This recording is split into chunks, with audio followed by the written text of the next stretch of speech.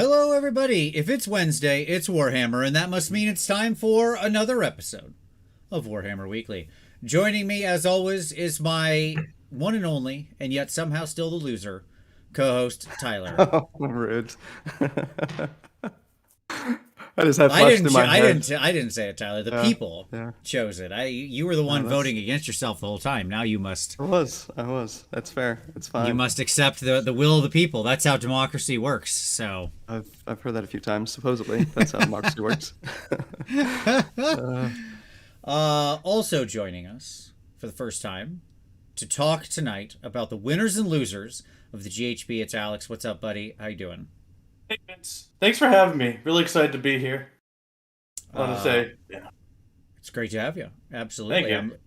Thank So we know, Tyler is actually a co-host who does things before this show. I just want to share a little behind the scenes information here with everybody. So, Tyler, like obviously off week after this show, we talk about, what we're doing in the weeks to come Yep. in the interim period. And leading up to this show, Tyler had prepared a document full of sort of, winners and losers and his thoughts and things like that. And he shared this document with Alex, who then went absolutely above and beyond the call of duty as a guest and put in like tons of great thoughts and combos and just all sorts of information and stuff like that. So really like in this one tiny episode, Alex, you did more work than Tom has done in probably 10 years of this show. I want you to know that. So Yeah. Wow. That Just means a lot to for hear that. just I for the had a lot record, to say. Vince, you wouldn't have necessarily known this. It was Alex who originated the document that I added to it. Oh, So I'm sorry. Yeah. even more above and beyond. That's true. I didn't want to call you out though, but I had no idea, and I'm sorry for miscrediting the document. So, okay, even farther. Also, this is our anniversary show, so happy anniversary, Oh, wow. everybody. This is it. So, because it's whatever Alright. episode's the closest to January 28th, because that was the official kickoff back when we did it. So this is like our, I don't know, 20 ninth anniversary or something. wow. 2013, 14, 15, I don't even remember. 15, somewhere. Okay. Yeah. I was a totally different person that long ago. Yeah, we all were. Well, I guess it would have been 2013. So 8 years. Yeah. So it'd be yes, 2015. Somebody can do the math, but I think right It was a around while ago. 2014, 2015. Yeah. Wow. It sounds 20 something like that sounds right. Either way, it doesn't matter. It's the anniversary show. Who knows? I'll go back and look for the 10th anniversary, which this isn't, and maybe next year isn't either. I don't know. But we're happy to still be here. And in all that time, we've never missed a week. So hey, there you go. Let's keep the streak alive. Knock on wood. Throw some salt over the shoulder. There you go. But we got lots to talk about tonight. But of course, first, the news. By the way, hit like for the anniversary show and for talking about the GHB and for Alex being already a better guest than Tom as a co-host. So there you go. Hit like for all those things. Wow. Thank you. Tyler, yes, I'm sorry. Go to the news. Yeah, Rumor Engine, for once, it's not a 40K thing. Apparently, it's a Blood Bowl thing. It's a Blood Bowl thing. It's just the new vampire. I'm sure everybody just heard my dogs go nuts. I don't know what's set them off. Sorry. But yes, it's just the updated Blood Bowl vampires guy. Like it's an exact duplicate of the original old kit. So Here for it. Yeah, looks cool. And then, let's see, we had a little article about Sigmar organized play coming to local stores across the country, the world. So I saw Metagames Unlimited, Springfield, was at the tail end of it. Alex, is your local store a part of the organized play store packs? No, we're a pretty small store, but Okay. soon. That's what I'll say. Looks pretty sweet. They're going to give us, well, the main thing is a little plaque that you can win for competing in this kind of league or this, I don't know if it's like a league or an event. It'd be just kind of more of like an event that they're doing. But yeah, seemed pretty neat. Got a few different things included in the pack, so it's nice to see that. But yeah, Vince, you have any interest in that? Do you have a local, do you actually have a local store? I have local stores, but I have one local store, but it's not that kind of store. Great for Magic. They're a great Magic store. And good for like all my sort of D&D needs and stuff like that. But they do have some play space, but it's not really big enough to like host a wargaming tournament. They do have nights dedicated to some games and allowing people to play, but it's a couple tables, that kind of thing. Gotcha. Cool. Yeah, check it out if you're interested in seeing if your store is on that list. There was a bunch of them. Okay, so Las Vegas Open. We've got a couple of things. The Warhammer preview is happening, I believe, this Thursday? Tomorrow? Friday. Or is it Friday? Friday. Okay. Yeah. And 10 o'clock Pacific, I saw. So, yeah, hopefully we'll see some cool things. They had a little 1 a.m., image. right? 1 a.m. Eastern. 1 a.m. Eastern, yep. Yeah. I think 6 a.m. London time, UK time. Yeah. So little image it's floating going to around. be that's going to be something we'll probably not do a live response show to. As one, that's very late. I'll probably be awake or something. But I'll be at the Holy event this weekend. We'll be at Holy Wars for that. So but we'll see what it is. I'm interested enough. So it's I guess it's depends where you are. It's tomorrow night. So I guess it is tomorrow night. Yeah, I'm sorry. It's technically Friday morning at 1 a.m. Does that make sense? So it's sure. Friday at 6 a.m., I think. Yeah, that's right. It's Friday at 6 a.m. in the UK, but it's Thursday at 10 p.m. Pacific time or whatever, wherever Vegas is. Yeah, Pacific time. So orient around that. So tomorrow night, I guess, but Friday also technically, depending where you are in the world. Yep, that looks right. Pull up the article here. So either way, not doing a reaction show to that, because then I'm getting up early the next morning to drive to the Holy event. So there you go. Well, it's probably going to feature Seraphon, who we all know not a real army, so it's fine. It's a Cover shame. that. All right. The other thing that stood out I saw, and I don't know if Chuck Moore is involved in helping us finally get here. We're actually going to have some dedicated Age of Sigmar live coverage at Las Vegas Open this weekend. Exciting times. 3 We made it, days. boys. Yeah, we that's made it. Great. Yep. So whomever is responsible for that, thank you. We've been pining for that for a little while. Wasn't last year's final game covered by Joe Cryer with a cell phone while and he was streaming to Rob, who was actually just streaming then the thing out from Joe's cell phone? That sounds about right. Yeah. One of the best coverages I've ever seen. That's just all I'll say. Pretty good. It actually gave me how I want battle reports filmed. No joking aside, I'm being 100% serious now. I really don't like top-down views of battle reports, and even Rob's whole setup, which is impressive. Honest Wargame Rob, when he travels, he has all these different cameras that can shoot it all these different ways, right? But it's still way too high and above, and hard to actually register, because that's just not how I look at the game. And Joe Cryer with a selfie stick and a phone just walking around, and Rob would be push in on that unit. I want to see where that is vis-a-vis the other units. You could just be whoop, like a person leaning down. And sure, could it have used some extra stabilization and stuff? Yeah, but that's legitimately how I'd want to see battle reports that are in real time. Because I can't stand the above board move things around view. Yeah, I had struggles with that when I was trying to stream live games, and you just can't tell what's going on whatsoever. It's one of the reasons I love rerolling one so much. We shout them out a lot on this channel, but they're passing the camera back and forth and just pushing down to table level, shooting from where they're viewing the game and how they're viewing the game. Right? You get the feeling you're actually a person there participating in it. Yeah. Right. That's how you. Wargaming too. Yeah. That's how you play the game. So that's just that's what I'll say. So. That's fine. I say whatever camera equipment you're bringing over to finally get the AOS coverage, it's too much. Give me a cell phone that's piping back to somebody else's OBS, and apparently we got a winner on our hands. That's all we need. So there you go.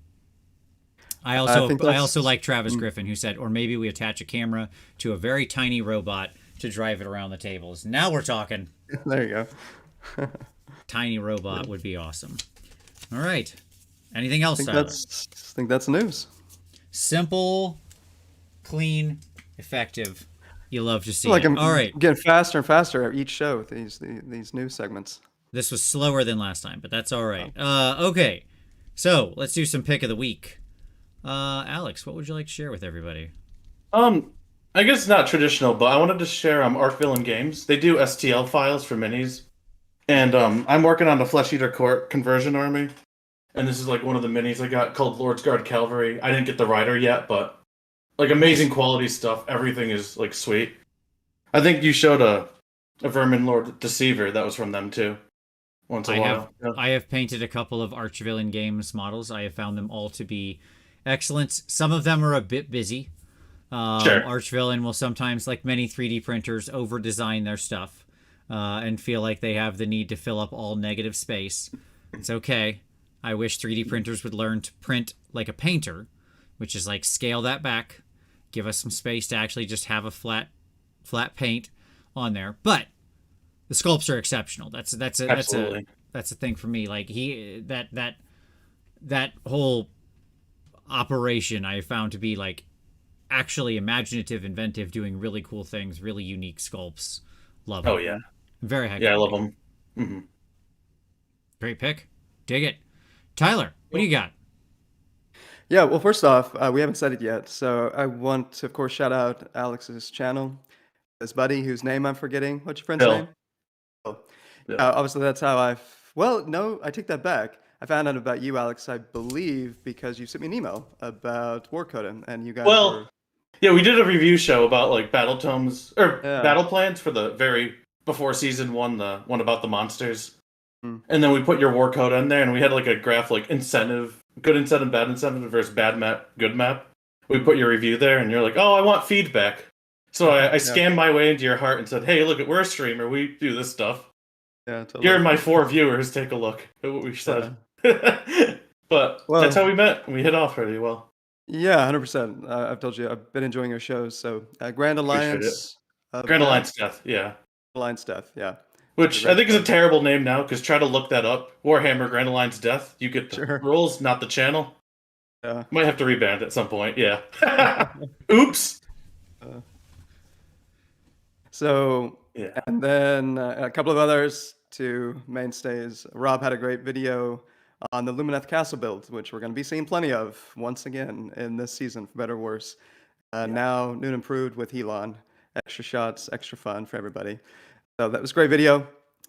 Definitely recommend checking it out. And then Season of War had a nice video, OC Bone Reapers versus Sylvaneth, where Jordan was running an Oakenbrow list with 30 Dryads. I hadn't seen 30 Dryads on the table in a very long time.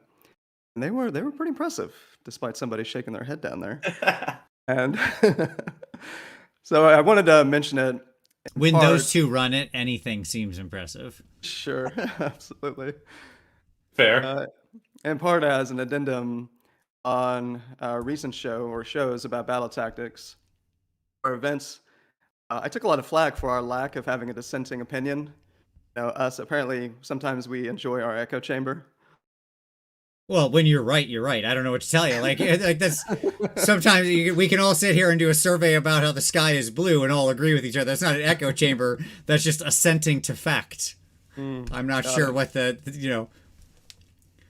if you think otherwise, here we are. Black out there to me. Yeah, sure. So I appreciate the number of different arguments that I've heard over the last couple of weeks from folks who have different points of view. One that I've heard quite a bit in particular, which, for example, is going to be on this Cubic Shenanigans podcast with Dan and Brendan. They were both espousing this. I'll try not to butcher it, but I have Vince and Alex, you may have some thoughts on this as well. So it's along the lines they were expressing the view. For example, Dan with Cubic Shenanigans, he's going to be running an Oakenbrow list, right? Bunch of tree lords. That's the theme he wants. That's what he's interested in doing. He wants to go to tournaments. He wants to have a shot at going 3-2, 4-1. But when he looks at the GHB, the idea of going to tournament with GHB only battle tactics, he thinks that could be more challenging for him to get 5 out of 5 battle tactics if he's running that kind of army. Like that's the theme that he enjoys, those models that he enjoys. That's kind of the idea. Sure. And I think their premise is that there are a number of armies that would fit within that notion. Or there are lists that would have a harder time completing battle tactics if you're just limiting the tournament to GHB battle tactics. So I didn't think we did a good enough job of at least giving voice to that argument, whether it's a good argument or not. So yeah, curious if you guys have any thoughts about that. Alex, I'll let you go first before I say anything. I think, Tyler, you and I talked about this. I think ultimately battle tactics are, in their implementation, just completely flawed. So, like, we can argue about what the best way to do it is or not. I think I talked to you a little bit about this, but the idea of you have a shared list, you score them at the end, and then, like, let's say I got Desecrate their lands, I remove it from the list, you can't get it. So that's how you get counterplay, how we're all on the same page. And that way you can put ones that are like, oh, like, kill an enemy monster with a battle line unit. Like, you'd never, ever pick that, but if you happen to do that, you could score it, counterplay it that way. That's one way I would like to see it. Ultimately, though, like, when you said, like, it was pretty divisive whether book battle tactics were healthy for the game or not in people's mind. I was amazed, because, like, to me, like, these were obviously the wrong thing to do from the get-go, making it people not in even playing field. And a valid balance factor for lists shouldn't be, like, your potential point scoring. And I don't really see a good argument for that. Okay, fair enough. Yeah. That's how I feel. I think Alex makes an excellent point, and I will say the following, and I'll keep this brief so we're not in this pick of the week section having this, since we're doing this Again. this digression about book battle tactics that we just can't seem to get away from. Here we go. 1, all design choices you make will have benefits and costs. That's never in question. Any choice, any change will have some benefits and some costs. Just finding benefits means nothing. It does not win the argument. No one was alleging that book battle tactics are 0% good and 100% bad. That's not how the world works. That's how the internet works. Okay? Yep. In game design, things are a mix, and you're trying to find the right balance to strike that provides the maximal value to the maximal amount of players with the least cost. Okay? And let's say that argument is true. First of all, you said right at the beginning he's aiming for the mid tables. Okay, then just make do with not always getting for it. You said your goal was a mid-table journey anyways. Who cares? Right? We're talking about incremental 2 points a game. You can't make up 2 points a game? Right? That's your confidence in that list that you can't make up 2 points a game, then you're not repping that list very very hard. Next argument. How many lists does that add, and who are we talking about affecting? Right? We're already in the world of just tournament players. So that's why so many people hate this argument, because it's such a minutia argument. Right? It's only for tournament players. Like, we're already in the 1% of people here. Okay? That we're arguing over our own little mini club of how we're going to organize the rules among our little elite no girls allowed dumb club. Okay?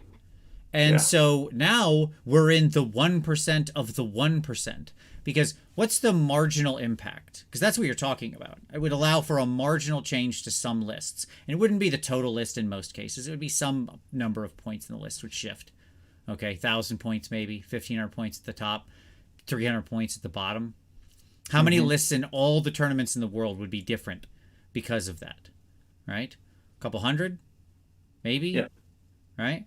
So what percentage of that does that represent? How many people are we then making the play experience worse for all the reasons we listed as negatives, which were multitudinous? Okay. Not a word, but a fun thing to say. And versus that benefit that's now been gifted to 100 to 200 additional lists. Like, congratulations to those people. I'm glad they get to be the favored few. Right? Now, in the end, it doesn't matter. People are going to use book battle tactics because people have a slavish devotion to the rules as written, which is completely dumb because no, you don't. No, you don't. Nobody's using the terrain rules as they're written in most tournaments. Nobody's using the attacker-defender rules as written in most tournaments. Nobody used the realm rules as they were written in most tournaments. But if you tournaments, using a different terrain rules system of like one on flavor and or another. on and on. TOs change crap all the time. We all just accept it. Not one person fights back. For some reason, we all drew a line in the sand around this book battle tactics thing. I don't know why it is, but we seem to have hit it. I don't know why this is the third rail, but it is. That's why it doesn't matter. You're going to need to bring a much stronger argument than 100 to 200 people a year might be able to run a somewhat different list at a tournament and do slightly better, maybe. Might not anyway, because they just want to bring the hotness too. Sure. So, that's my response to that argument. There, we've now properly aired that grievance. You got anything back to say? Who was it that made this argument? Well, there's been a number of people expressing variations. Well, a of it. number I of people. If you have any response to me, post it down in the Yes. comments below. There you go.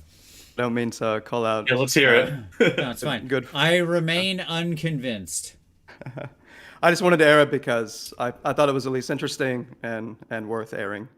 I agree. Yeah, we did not have a lot of dissenting opinion on that show, Vince, that you and I did. We were pretty lockstep. So, we tried to. Well, the create- dissension was just like Tom is like, get rid of all battle tactics, and I'm like, whoa, slow down, Tom. He's going farther. We're all sort of center on that one. I understand his grievances with them, but I think they add something. They're just not properly implemented. Yes, we'd all like. I think you could make 10, 20 better systems than what it is, and I hope to see them all in 4th edition. But for the next year and a half, we'll labor under this. Yeah. I do pronounce Kreuger in a heretical fashion, and I will keep doing so. All right. So but now let's continue with pick of the week, because that's actually where we were. I forgot. I'm done, by the way, with my picks. Just so you know. That's fine. This is now returning to our normal segment structure. So my pick of the week is for our good friends John and Scott Miniac and Ninjon. They're back with Trapped Under Plastic, their first one, New Year, New Tup. Their first episode's back up. It was a great fun listen. They're doing a live, well, sort of live. They're doing a live show at LVO. Now, I don't know whether that means they're just recording it or whether they're broadcasting it. They don't know either, I think. I think they're going to wait and see what they can actually do. But either way, that's going to be a very fun show. They also got a room reserved at Adepticon to do Tub Live there. And from what I understand, it's one of the big rooms. So they'll actually be able to pack the people in this year. So very exciting. Okay. So go check them out. Link down in the description. Great podcast. Good friends. Good guys. Great guys. Great list. Okay. So with that, let's turn over to some hobby time. So you chewed up all the non-news time with that nonsense. That's all right, though. Let's do some hobby time. Alex, what's on your desk? What are you working on? I got a lot going on here, so I'll be quick about it, but this is a Bellicore I did. Actually, I used your tutorial with the object source lighting to help me out here. Nice. Yeah, and the last thing I want to do is put like a locust swarm, because I have a theme of the 10 plagues of Egypt with my slaves. And I wanted them to be like Abaddon with the locust swarm.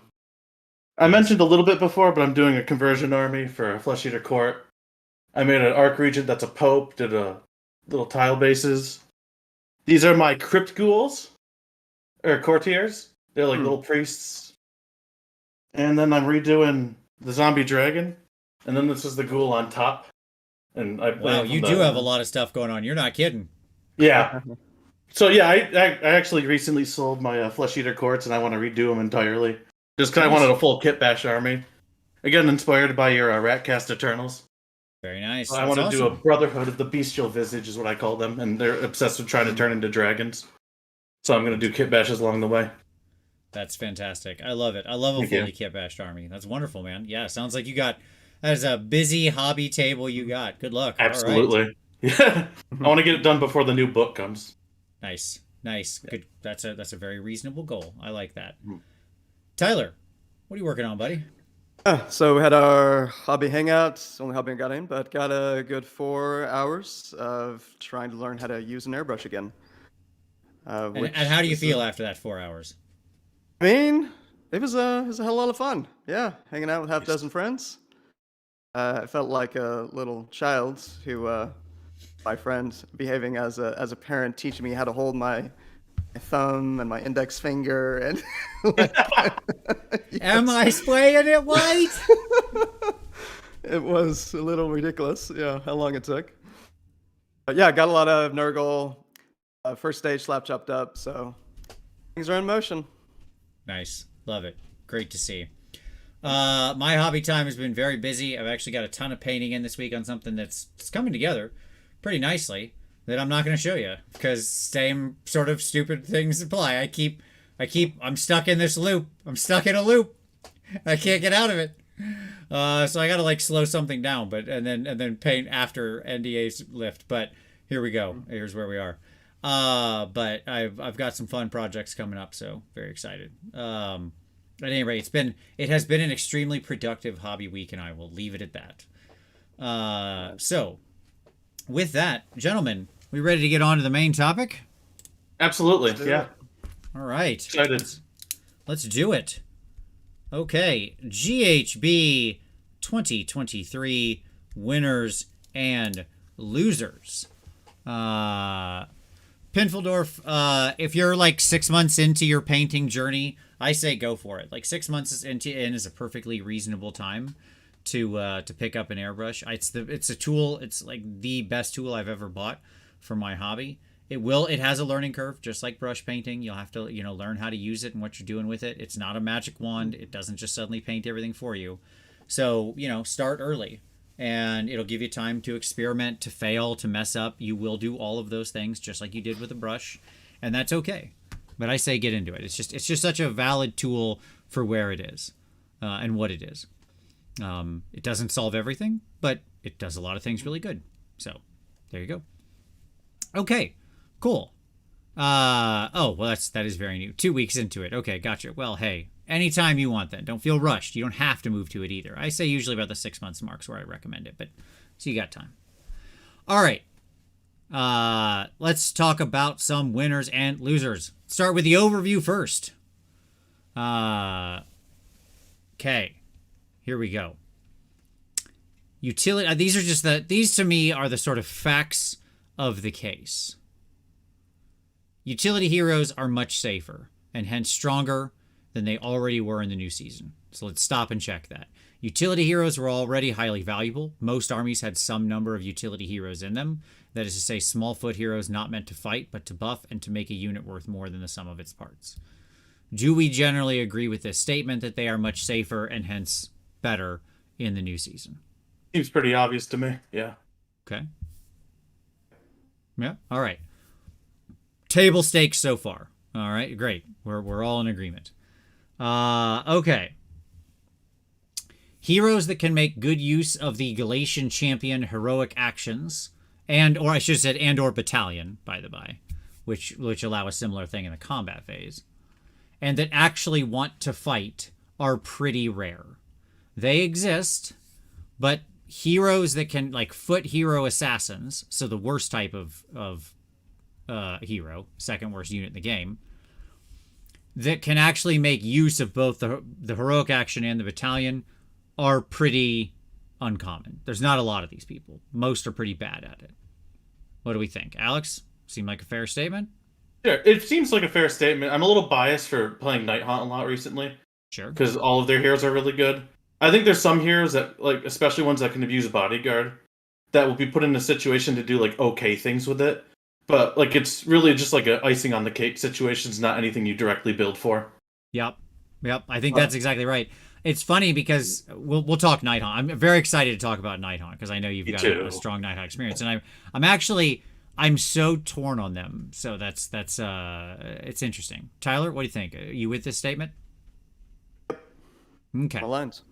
All right.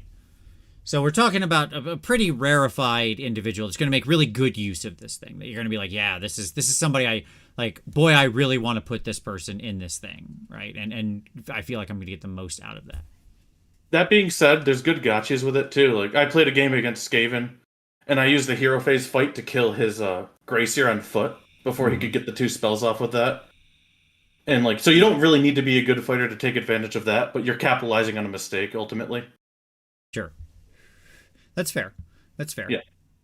Okay, next facts of the sort of the facts at hand.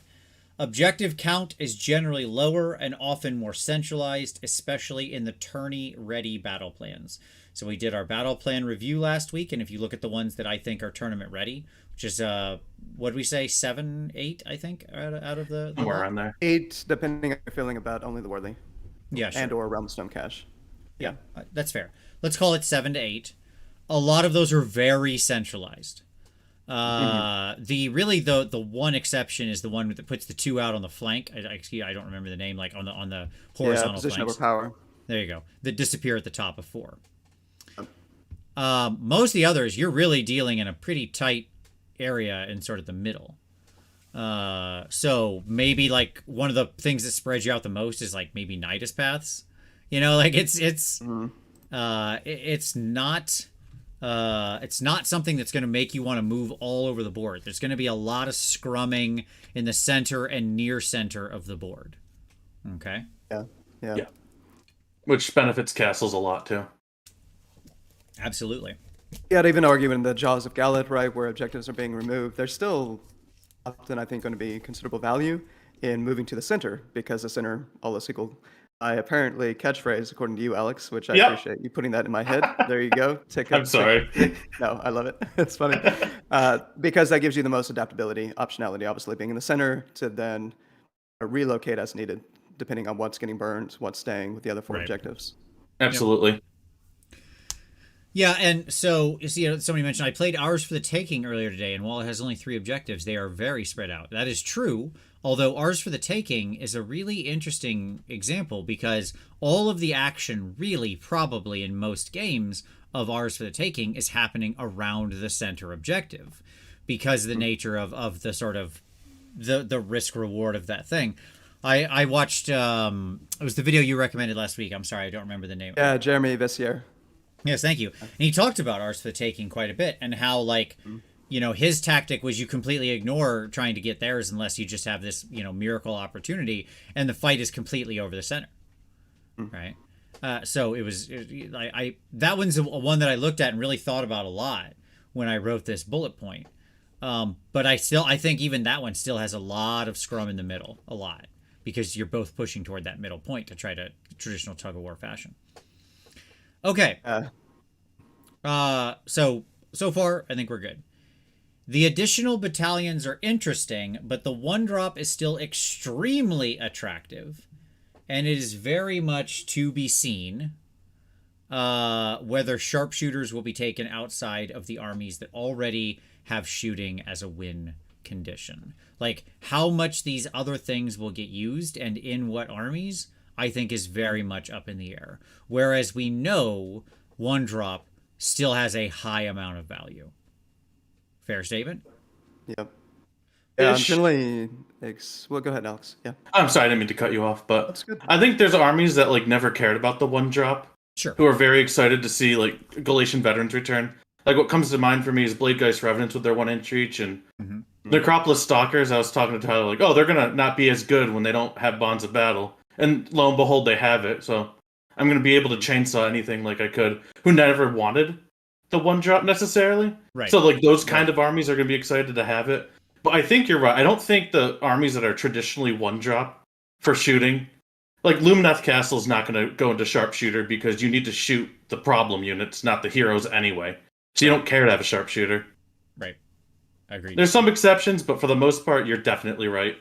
Yeah, I was thinking more about Daughters of Cain. I would be a little That too. surprised if Daughters of Cain players are moving to sharpshooters. It's another fragile army. I mean, Lumineth are more durable on average than Daughters of Cain, outside of Marathi, of course, and how she works. But yeah, these, Ideneth, Daughters of Cain, LRL, they, generally speaking, need to go 1-drop, I think, just because it's screens and hammers. And they want to control the tempo, the flow of the battle, right? And this gives them a better tool to do so. Yeah, 100%. Absolutely. I think that, in my mind, I agree with you. There are some armies that never really cared about drops. Skaven, Nighthaunt, these kinds of armies, where Anything it's like, left, yeah. yeah, where they'll take these things because why not? They'll just mix them into their existing, well, I was already taking Warlord and Command Entourage and whatever, maxing stuff out. I'm already 13, 14 drops. Like, I don't care, right? Sure, I might as well stick everybody in something, right? Yep. And so that's fine, but that's not really an A/B choice. They were never actually going to take Bat Reg anyways, right? This is just like their choice was that or nothing, right? That's fair. Yeah, I just thought it would be fair to mention that armies exist that definitely want these. I agree. Another thing too is there's a lot of L-shaped deployment maps, and those kind of punish 1-drops because if they go heavily on one side, you could just put everything on the other side, claim the board. So if like the tournament packs happen to have like 3 or 4 of these L shapes, that would severely punish 1-drops, and maybe that's a reason not to take 1-drops because you can't choose to not 1-drop if you build it right. Correct. You must deploy everything, and you must deploy it once. Yeah, that's what I thought. So maybe that might come into play, but I doubt it. But maybe. I think that's it's a interesting. great point. Go ahead. Yeah. Yeah. Go, Tyler. Okay. So I've been thinking about this a lot as well. That this is more of a feeling. I haven't gone through past GHBs, but I'm curious, Vince, if you agree or not. The feeling is that we have more net missions than we've had in a long time, where there's meaningful advantage to actually going first in round one. Obviously, generally speaking, in this game, you look at the table and you usually, yep, here you go, have the turn, right? So I think that's true, for example, with Only the Worthy, where you put a galley champ on one or both of the middle objectives and some screens around it. Now, I think partly why that's important is there's going to be a lot of games where round one, you're looking to do one of two battle tactics. The cunning maneuver one, which says you have to put a galley champ on an objective that you control wholly outside your territory, right? So if your opponent is doing that before you, then that might be taking away your ability to do cunning maneuver early in the game, which all else equal, I think is second. God, you're in my head, Alex, with that. Early is when I think you're often looking to do cunning maneuver. Maybe if you're winning the game, you can do it late. And then the other one is desecrate their land, of course. So, point being, I could see army lists and games where you can actually potentially just flat out deny your opponent getting a battle tactic in round one by going first. Now, Only the Worthy isn't the best example because I think with cunning maneuver, you have to be wholly outside your territory. Yeah. Right? So that means there's only one that you could go after in that mission. But Hours for the Taking, Position over Power, yeah, a number of these have ways you can play those missions, I think, to make life difficult for your opponent in terms of alpha bunkering or alpha pinning and so on. I actually agree with this completely. It's very interesting, and I actually quite like that. I like I think, Alex, your point is extremely well taken, and I don't think people have really sort of what do I want to say, really ingested that perhaps or processed that yet. The fact that you can respond to their one drop setup by leaning heavily to one side of the L and then pushing it on their weak side or whatever if you're a lot of drops. But also, Tyler, I completely agree with you. There is actually a lot of advantages in this season to going first, right? And so it will be interesting to see how that all plays out, right? So I do think all of that's true, but one of the challenges to both of those things you mentioned is it relies a lot on player skill. Right? So, like, yes, I agree with you. Good players, people who are sort of aware of contextually what's happening, will be able to capitalize on that stuff, right? But what does the median player's experience look like at the same time, right? So that'll be interesting to see. And is there a delta there? So if this ends up being a more skill testing season because of that stuff, deployment's always a big part of skill testing, actually. I watch I walk up and I walk around a lot of tournaments and I look at how people deploy and I'm like, what is this? What is this nonsense? What have your you key done? unit's exposed? They go first. They take it. You're on the back foot forever. Yeah. Right. Yeah. I look at so many people. I watch them set up, and I just want to like walk and be like, "What are you doing? What is this? What is this?" So at any rate, it also matters. By the by, the nature of those L shapes also matters. What armies are happening to be shuffling to the top, and if you're like, yeah, I'm a one drop, but I can pull way back because I'm super hyper fast. Like, let's say you get Stormcast Dragons coming back up into the mix in a big way. Okay. Well, they can backboard and don't have to worry. Like, whatever. Not they're not going to be one drop, but you know what I'm saying, right? Like, if that type of a force with that kind of speed, they can just backboard and be like, yeah, whatever. I can explode out. Yeah. Right? Yeah, exactly. Like, there are armies who can afford to like just ignore two parts of the L and be like, no, I'll just take this back corner. It's all I needed. Go ahead, set up however you want. I'll be anywhere I want at the bottom of my turn. Right? Yeah. So there, which isn't every army's experience. So no. Okay. Just a quick asterisk on all this. So I'm going to do some shout-outs tonight because I did take some time to reach out to some friends in the community to ask them for their thoughts on winners and losers. And I had been thinking about this, but this was a point, Vince, that Sean Sayer had made to me today, which he's found this in a number of his games, right? and he's been a little surprised by the value of going first in a number of these games when he takes into consideration battle tactics, etc. So yeah. Well, Sean's a smart guy, so I mean, He's a pretty you should smart generally guy. listen to him. Yeah. Yeah. That's he has other than his undying love for Legion of the First Prince, he's a smart guy, but that's all right. So I'm just laying the groundwork for name dropping this episode. It's more just to try to give recognition. People take the time to actually follow up with me. I really appreciate it. I think that's fair. Keith, you're perfectly okay, buddy. It's all right. This stuff, it's all good, man. Don't ever feel bad about this letting the salt flow. We've all got thick skin here, and we all understand it's stuff sometimes gets you hot. None of us liked a lot of the decisions that were made last season, so I understand. Okay. Just a quick review of the realm rules. Just want to move through these two slides real quick so we all know what the heck we're even talking about here. For those who weren't here last week, I didn't want to assume that everybody had watched the whole show last week. Remember, we're dealing with 3 key realm rules here, which is the Galletian Champions. We will often just call them GCs. No, we don't mean the general counsel of your company. That's, by the way, after spending 20 years or something working with legal departments and with legal, GC only means general counsel to me. I just want to say that. So, but anyways, Galletian Champions, they're heroes with a wounds characteristic of less than 10, no mount, no unique. So, foot heroes, 9 wounds or less, not unique, no mount. We all got to lock those factoids in our brain when we're thinking about GCs. They've got the key to victory. The friendly Galletian Champions can't be picked as the target of attacks with missile weapons while they're within 1 inch of any friendly battle line units. So, important things to note. They're words that matter.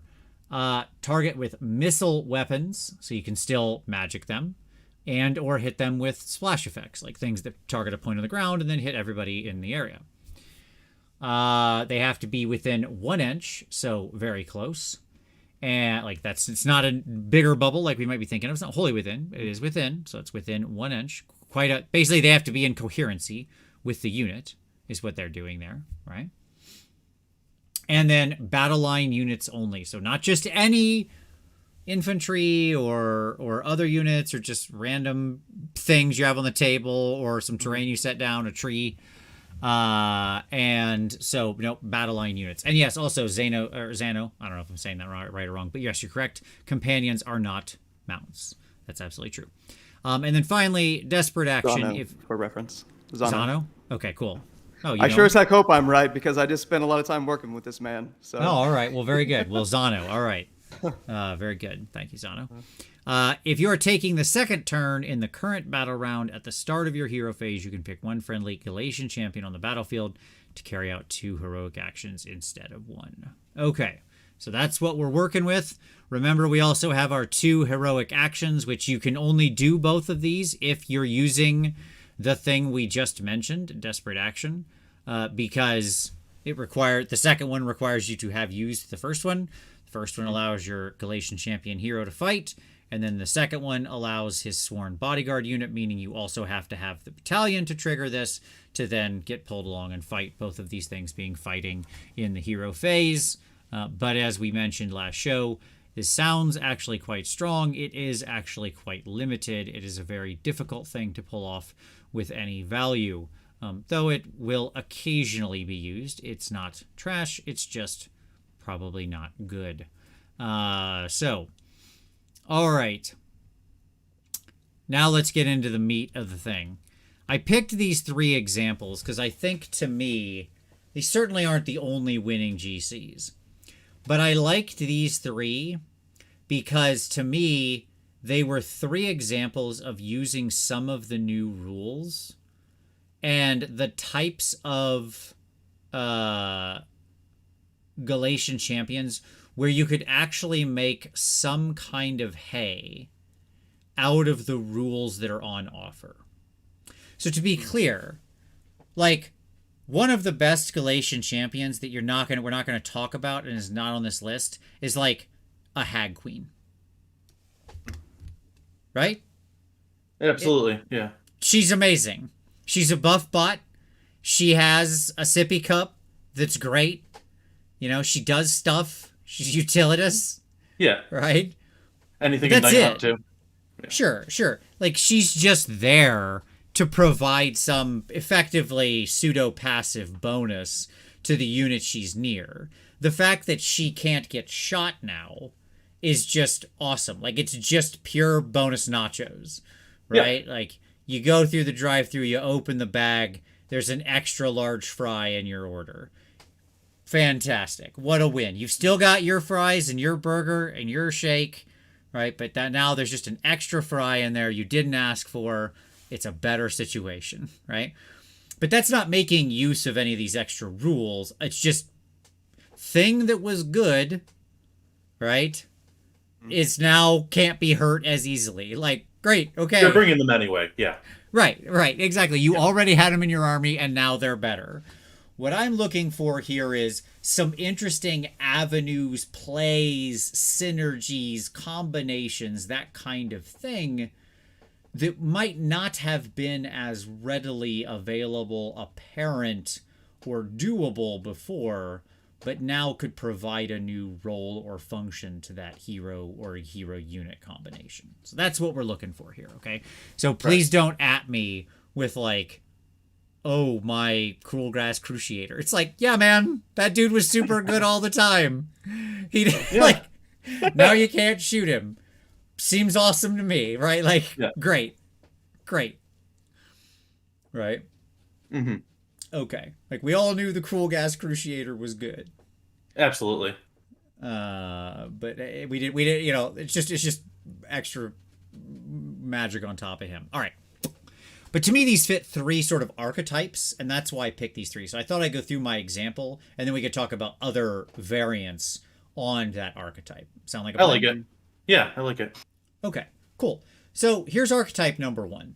Archetype number one is the extremely fast foot Galletian champion that, because of some wackadoo reason, moves like 10 to 12 inches, even though it's something on foot, right? Right. And has some suite of, they have a 12-inch move, by the way. That's 7 wounds, 5 up save, 12-inch move, yeah. Correct. 2 up against mortals. But yes, that's just it. Because of some other odd rules, actually becomes very interesting when combined with these rules. So, for example, the Contorted Epitome. I mean, I can't believe I'm nominating anything for Slaanesh as being good, but nonetheless, the Contorted Epitome, which has always been one of my more favorite units, it's such a weird goofball thing. 12-inch move, actually has a decent attack profile, and is also a spellcaster, a good spellcaster, by the way, who doesn't mind being in a... Yeah, exactly, rerolls, yes. Who doesn't mind being in a forward position. And when combined with something like the War Shrine, if given the Tusk Helm, where it could take a 3d6 charge or not, or whatever, even, by the way, normal, I'd still think it's fine. It's interesting because once it becomes, like, the War Shrine is not, I don't think, the necessary piece. The point is that the Tusk Helm actually can help put it over the edge and do some real damage with this thing, where, because it's got a 2-up against mortals, it's actually relatively immune to the things that get around the shooting targeting. Shooting was always one of those things that actually picked it off very easily with a 5-up save. So if I can charge it in, go in with another unit, fight on a corner where I risk very little reprisal, I'm basically immune to magic because of my 2-up mortal wound save, and now I'm also immune to shooting, and now I'm just getting free extra mortal wound damage out of the hit. And because I'm so fast, I can be around the board, being where I need to be, scoring bonus points when I need to score them, etc. So, to me, Contorted fits into the fast, mobile GC that has some extra sauce that also makes it useful, right? It's not just that it moves fast. It's like, move fast plus. It's the move fast plus category. All right. Alex, what do you think about this category? What other heroes would you place into this sort of category of heroes? Before we jump there, I just had a question about... So, the Tusk Helm 2, does that... If you charged in, would you get more depravity points in the hero phase for charging with the Tusk Helm doing damage? I don't know how depravity is worded, but that might be extra. Depravity is at the end of the battle shock, so it's phase independent. Okay, never mind then, but I was just thinking about that. Like, that thing has 9 attacks, you put Flaming Weapon on it, 2 damage. Sounds good. classic move of the control. Classic move, is to put the flaming weapon on. Yeah, Absolutely. But other examples, I think Knight Azeros is a really good one. Yep. Like moving 12. Maybe Vampire Lord, because you can cast Amethyst and Pinions on it, make it move 12 and fly. You could do something like that with that. Anything in Feck that's like the Flayer or the Vargulf. Right, They're where they have GCs. Yep. They're pretty big, and they do pretty good damage. They're pretty survivable. They're really fast now. Can use that kind of thing. Would we count stuff that can just teleport naturally on the War Scroll, like Knight Zephyros here too? I think the teleport one is going to be interesting. Well, like maybe that fits here. Probably if it can do it regularly. If it's not doing it through a spell, like the Knight Zephyros, I would put in this category. Yes, because that's just doing it through an ability. So yes, I would say Knight Zephyros is in here, right? Because it has to be as easy as a move. Like there's no counterplay to that other than like blocking the board up, right? Yeah. And then I'd say Arc Revenant was another really good example of this. Okay. There's probably and any hero that has a spell that can teleport too, I think would be there, because like there's Spectral Tether, which I'm considering bringing now for like the first time ever in Night Haunt. There's the Deepkin teleport spell. I think there's a 16-inch move in Daughters of Cain. These are just random examples I'm thinking of. The spells make them less... Steed of Shadows. Steed of Shadows, yeah. I think the spell makes it a little less reliable because there's spell doms running around now that can just say no to that, but it's... If you're fighting against like other like Night Haunt or Orcs or something, you're like, yeah, cool. I get it on the floor, let's go. Right. Exactly. Yeah. So that's my thoughts immediately. Okay. I like all those. Justin Newman from the Dice Cast. Again, get used to the name dropping. It's going to happen in spades here. Justin had a cool one. War Chanter with Little Master plus Tusk Helm plus Get 'em Beat. So I think that's which would cool. give him a 3d6 charge on a 3d6 chant. 36 charge on a 3-up. Yeah. Mm-hmm. That's easy to execute as long as you can roll a 3-up. So that could be pretty tasty. Somebody else, there's a number of these 3d6 charge opportunities, right? With Tusk Helm. Kragnos, obviously, we mentioned last week. Somebody had mentioned, I think maybe Eli, a guy in St. Louis area, Kill a Boss plus Slippery Scumbag. Apparently that is a retreat and charge rule that Cruel Boys have. Didn't look up just to verify that. But yeah, he thought maybe a Kill a Boss with that retreating and charging 3d6 charge could be interesting. Tusk Helm. Yeah, a few more. Sure. And here's my argument about most of these. These I put as the first one because I think this is the weakest play. Okay? Because in the end, the Tusk Helm isn't that much damage. Like it really isn't. It's not. It's some extra mortal wounds as a spice, right? Like the mortal wounds on the charge is awesome when it's your army-wide rule, like ogres, and you're making or you just have it. Yeah, multiple charges a turn and landing it with every unit you've got, right? That can suddenly become quite impactful to the battle. This one unit being able to pull this off, it's something. It's cute. Yeah. It's cute. Many of these units we've talked about, they don't have enough of that high mobility plus. The plus is weak, right? Like most of these units we're talking about, it's like, yeah, they're okay. You know what I mean? And so the question we have to overcome here is like, is it worth putting this thing into your army just to do this goofball trick, right? And I think a lot of the time with a lot of these heroes we've just talked about, the answer is going to be no. No, not always. I think some of these will get experimented with, and I think some of these will prove to have play. But like, do I really care about my War Chanter? And like, he's not like everything in that combo as described works. Okay. But I remember, like, I'll give a Magic example. I was doing a bunch of stuff in a Magic game, and I was like tapping things and drawing things and playing more things and then tapping more things, like going through this very long combo for just like to play all this stuff that should have, at the end of it, by all accounts, with as long as it took me, it should have been a game win. Like I should have just popped and won the game. Instead, the end of it was, okay, I've done all my things, I gained 4 life. Which is nothing. That's like nothing. That's a fart at the end of a very long build-up, right? Yeah. And that's what a lot of these are going to feel like. Like you're going through a lot of extra steps, right? To to just like get a pretty mediocre thing. When you Right, could just like- be doing better things like Right, you arcane could just be combing. you could just be picking other better choices, right? That are without accessing any of these special rules, just using what's printed on their war scroll better. Right? Yeah, and I think another thing too is like I think hitting the hypermobile heroes is important because you're getting like cunning maneuver with them, or the 2-on-1 objective, or the or 2-on-2 different Yeah. objectives.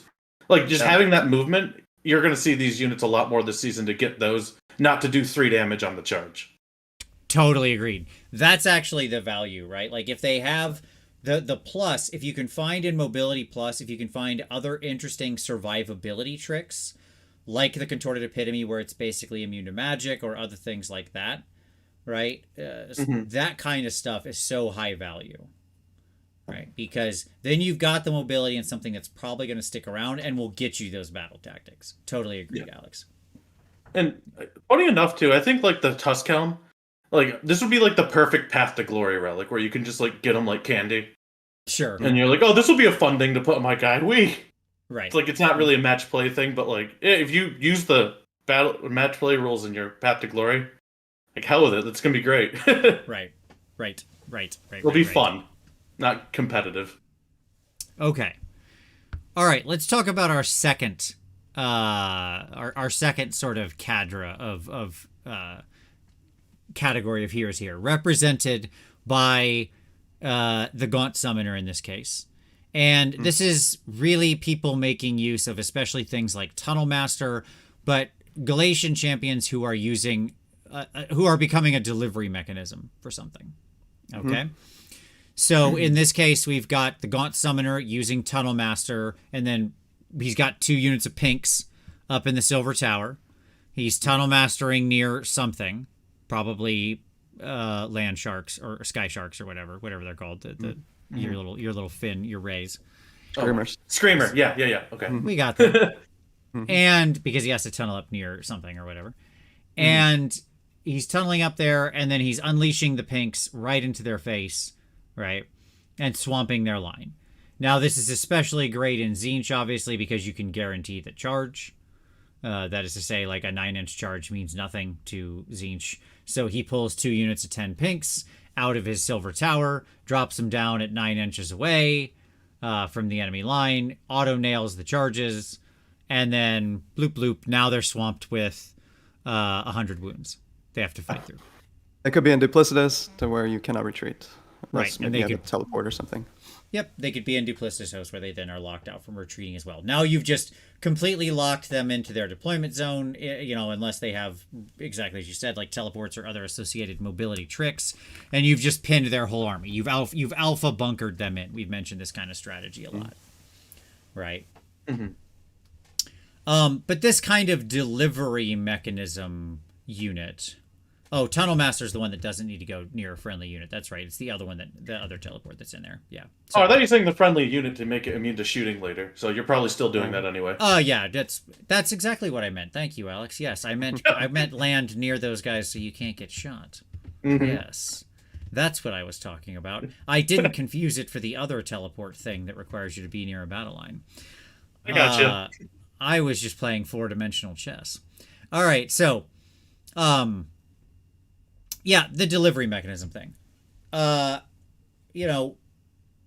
other examples of this, or what do we think has? First of all, do we think that the Gaunt Summoner plus Pink Swamp has gas in the tank, or what are the other things that you would think of like this? So.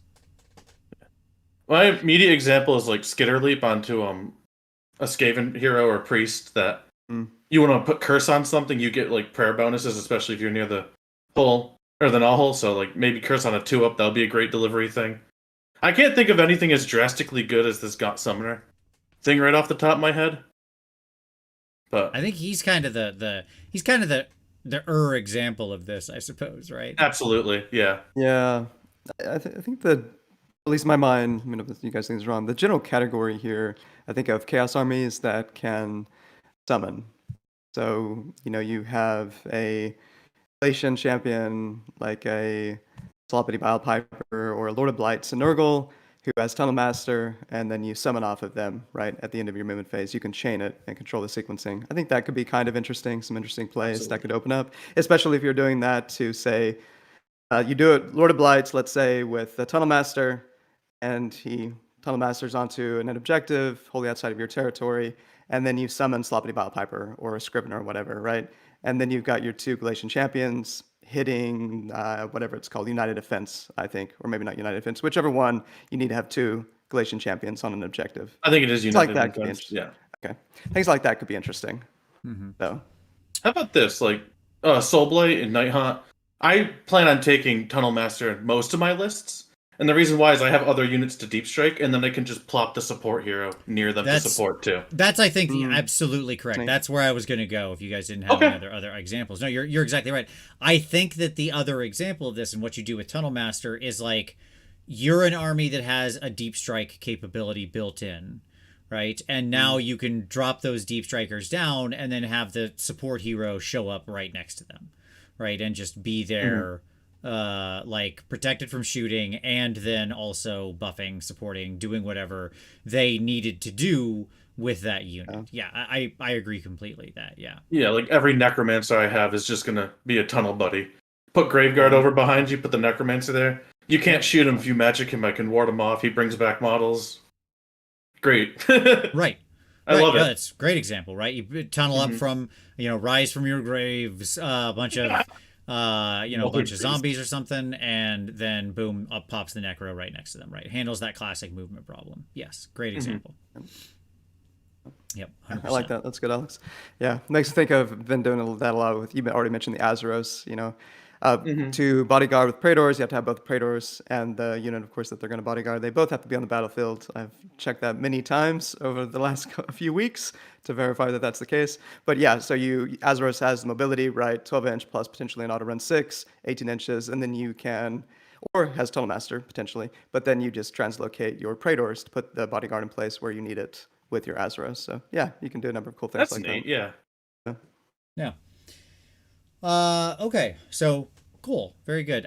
I think that this you will see some play with because it is a traditional positional benefit, and these kinds of like positioning things are often just going to utilize existing heroes that are often and units that are often of high value, just what we just described. Like, you were probably going to take that unit and that hero anyways. So why not use this trick to then ensure their safety and delivery, right? So this category, I think you will see a fair amount of. Yeah, I take my favorite unit and favorite hero, and now they're extra good. Right. Right. One other combo real quickly, it just popped in my head that I've already been hearing some people talk about it. So we already know the value of Corvus Cabal and Chaos Sorcerer Lords, all else equal, especially in Kabbalist list, with Slaves of Darkness. Okay, well, so we have Tzeentch with the Warp Reality spell. If you have Tunnel Master on one of those Chaos Sorcerer Lords, that would allow you to Tunnel Master one of the Chaos Sorcerer Lords somewhere on the battlefield. So you could potentially do some swapping, or you could do some controlling of, put your Corvus Cabal Holio on a train feature, right?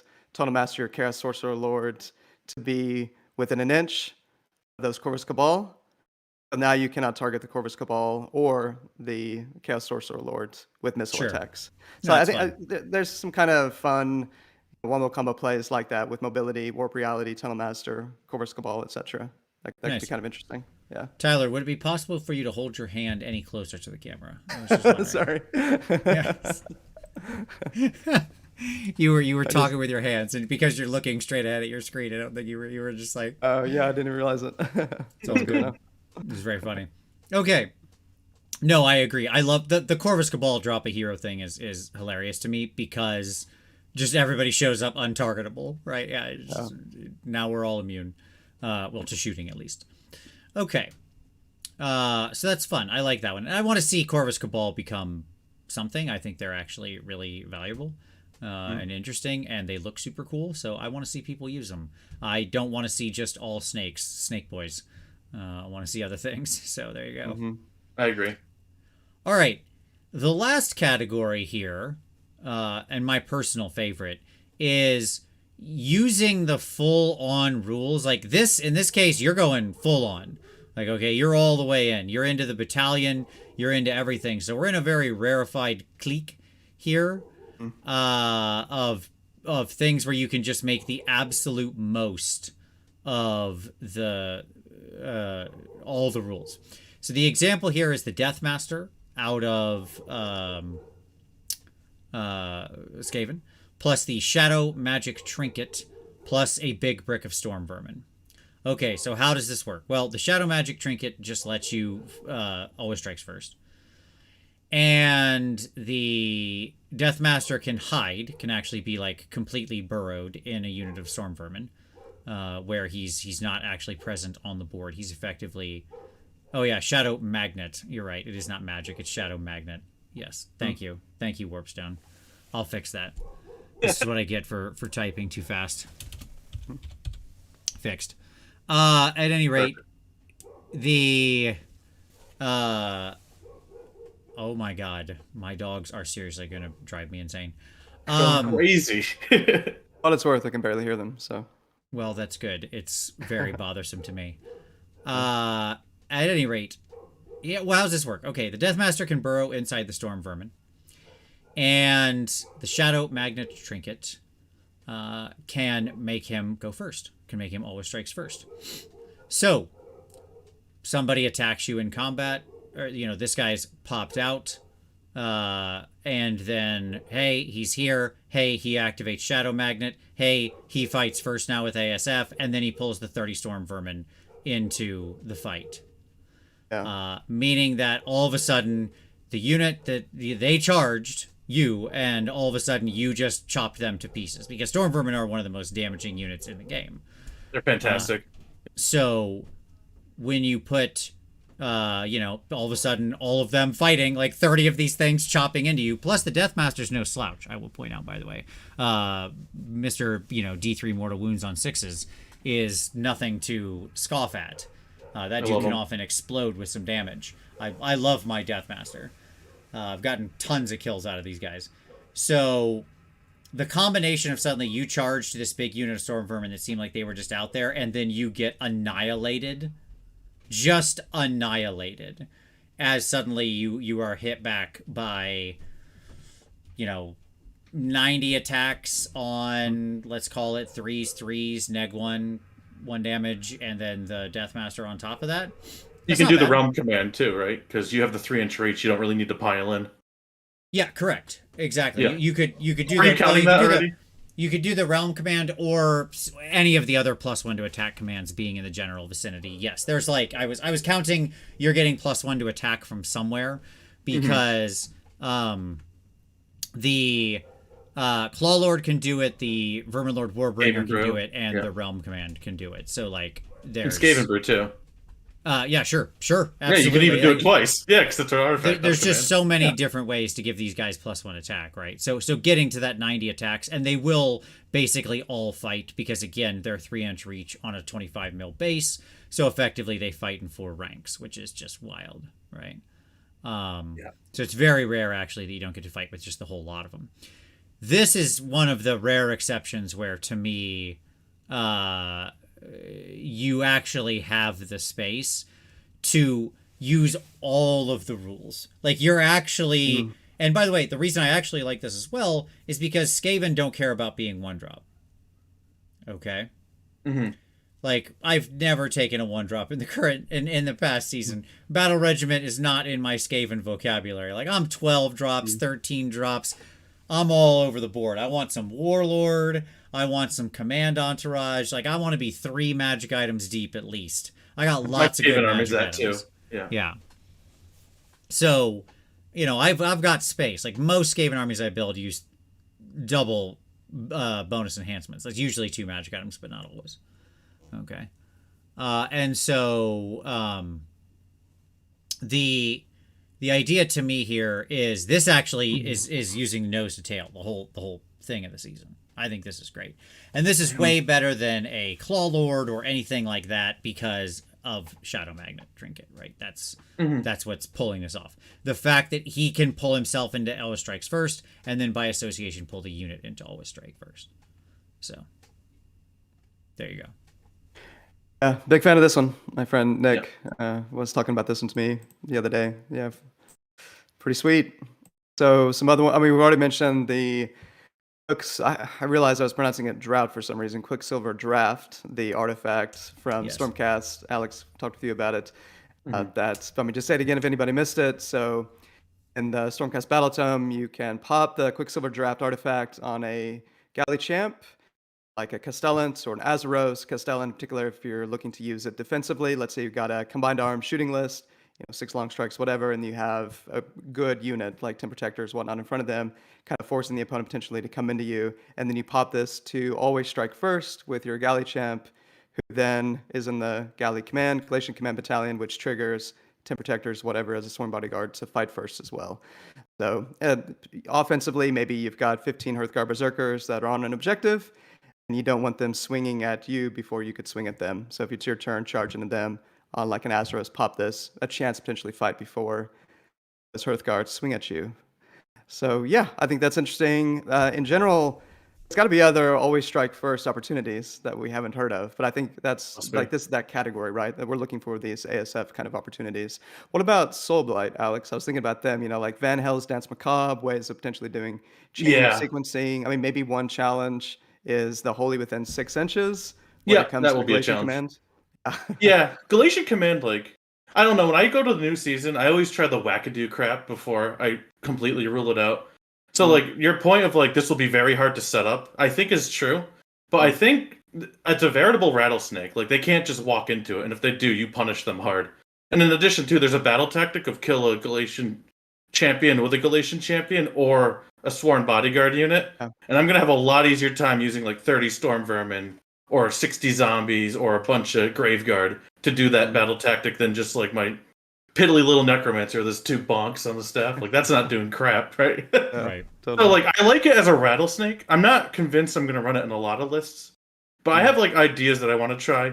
And, like, this Deathmaster Blue Mice gave an idea out of the water. Because I like the Claw Lord. Because to me, like, the best things in Galletian Champions are things that don't need the Bonds of Battle range, which Vermin do. Bodyguard, like, low-key is probably one of the best rules in this game, if not the best rule, in my opinion. It's super good, and, like, they have it on the 4-up to most things, 2-up. And also, like, if you take some damage on the Vermin, or the Claw Lord, you can get him, like, a bunch of attacks, and all of a sudden he has, like, 12 of these things. Devious Adversary, you can get him to, like, 14 pretty easily. And then, like, fight in the hero phase. Even without, like, the Galatian command, like, he can do some serious work. So, So the Claw Lord isn't terrible. no. The problem is, Devious Adversary is always going on my Arch Warlock because it's too funny to me. But Or also, Vermin Lord, yeah. but Can't he do the hero action to just get it? Or is that, if you already take it, you can't put it on him too? well, the issue with Devious Adversary is it only works in the combat phase. So the hero phase part, it doesn't work at all. Oh, yeah. I miss those little things, but... No, Yeah, because I I think the immediately thought, bodyguard... oh, geez, can I take an Arch? Can I take my Smash Captain Arch Warlock? Yeah. Okay. Which I'm sure is, he'll be fine in here too, yeah. Yeah, sure. And run him and pull a similar sort of trick, right? With Devious Adversary and by burning Warpstone tokens and all this. None of that stuff works in the hero phase. Now, combat phase, it's all fine and good, right? But it's not. He Right. has no way to get access to the sudden ASF. So that's, But on the that's- other hand, too, none of their stuff works for them, too. So they can't all-out defense. Their Mystic Shield falls off, so it kind of washes out, and you can get around some things by fighting in the hero phase. And I think Bodyguard is going to make the fighting in the hero phase thing way more important, because you can be aggressive, put them there, and count on them to live. right. Like, I do this, like, I run 9 Spirit Hosts of my Night Haunt every time now. And I just throw my heroes there and dare you to move them. You probably can't. Nine Spirit Hosts? I'm not familiar with that. That's weird. So strange. You're going into witness protection from them, Tyler. No, you're exactly right. The fact that Storm Vermin have this generic bodyguard rule, right? They're so and, good. And can be protecting these heroes. Like, you take somebody like an Arch Warlock who's on a 3-up base normal. When he goes 3-up, 4-up, that's actually a very tough to shift foot hero, right? Like, that Yeah. dude does not get moved easily. Like, you can put him forward aggressively and just be like, yeah, he'll live. It's fine. Yeah, Bodyguard lets you do that. Right. And so, like, I'm thinking of, like, an OBR, like, the Immortus Guard. I really like them to protect Archon. And, like, maybe there's a place here because they don't need Bonds of Battle. You can have a unit of 6. They can fight. And then they can also pick off heroes for the battle tactic. Oh, another thing I wanted to try is give levitate to zombies, and if you end up getting the hero phase combat to work, they're moving 6 in their pylon and flying, and you can do so much board denial there, and you don't really care how much damage they do, which will be a lot anyway. Yep. Like, I think there's like edge case uses for this that, like, if your opponent isn't aware of them, could get punished very hard, and the rattlesnake will make their positioning less than ideal to begin with, and you can get the battle tactics. So I'm not ready to write off Galletian Champion, but don't go in thinking you're going to get the double combat all the time. Right. 100% agreed. It's like it should be seen as an occasional bonus when you get it and nothing more. Yeah, agreed. Okay. And if you think of it as a zoning tool, go ahead, sorry. No, please, go ahead. I was just like, if you think of it more as like a zoning tool than actual combat, you'll be way happier with it, is how I feel. I think that's a very good point. And I agree with Warpstone and Joyer. Absolutely. It is correct with his comments there. And then I just have a little final note here, which is any army that can summon Galletian Champions. This is just a thing worth stating very clearly and plainly and loudly, which is that the summoning armies, I realized after I wrote this, by the way, do you notice the unifying factor of our 3 examples I have on this slide? Teleporting or summoning heroes, yeah. and they're all chaos. All chaos. Fair, all chaos. Well, I'm thinking Feck would really like this too, because like I could just pop a Carvargle if I could put a little hero anywhere. Well, on board edge, but like sure, it's still summoning. Yeah, it's still summoning. Being able to suddenly manufacture Galletian Champions for a command point, even is very potent. Yeah, right.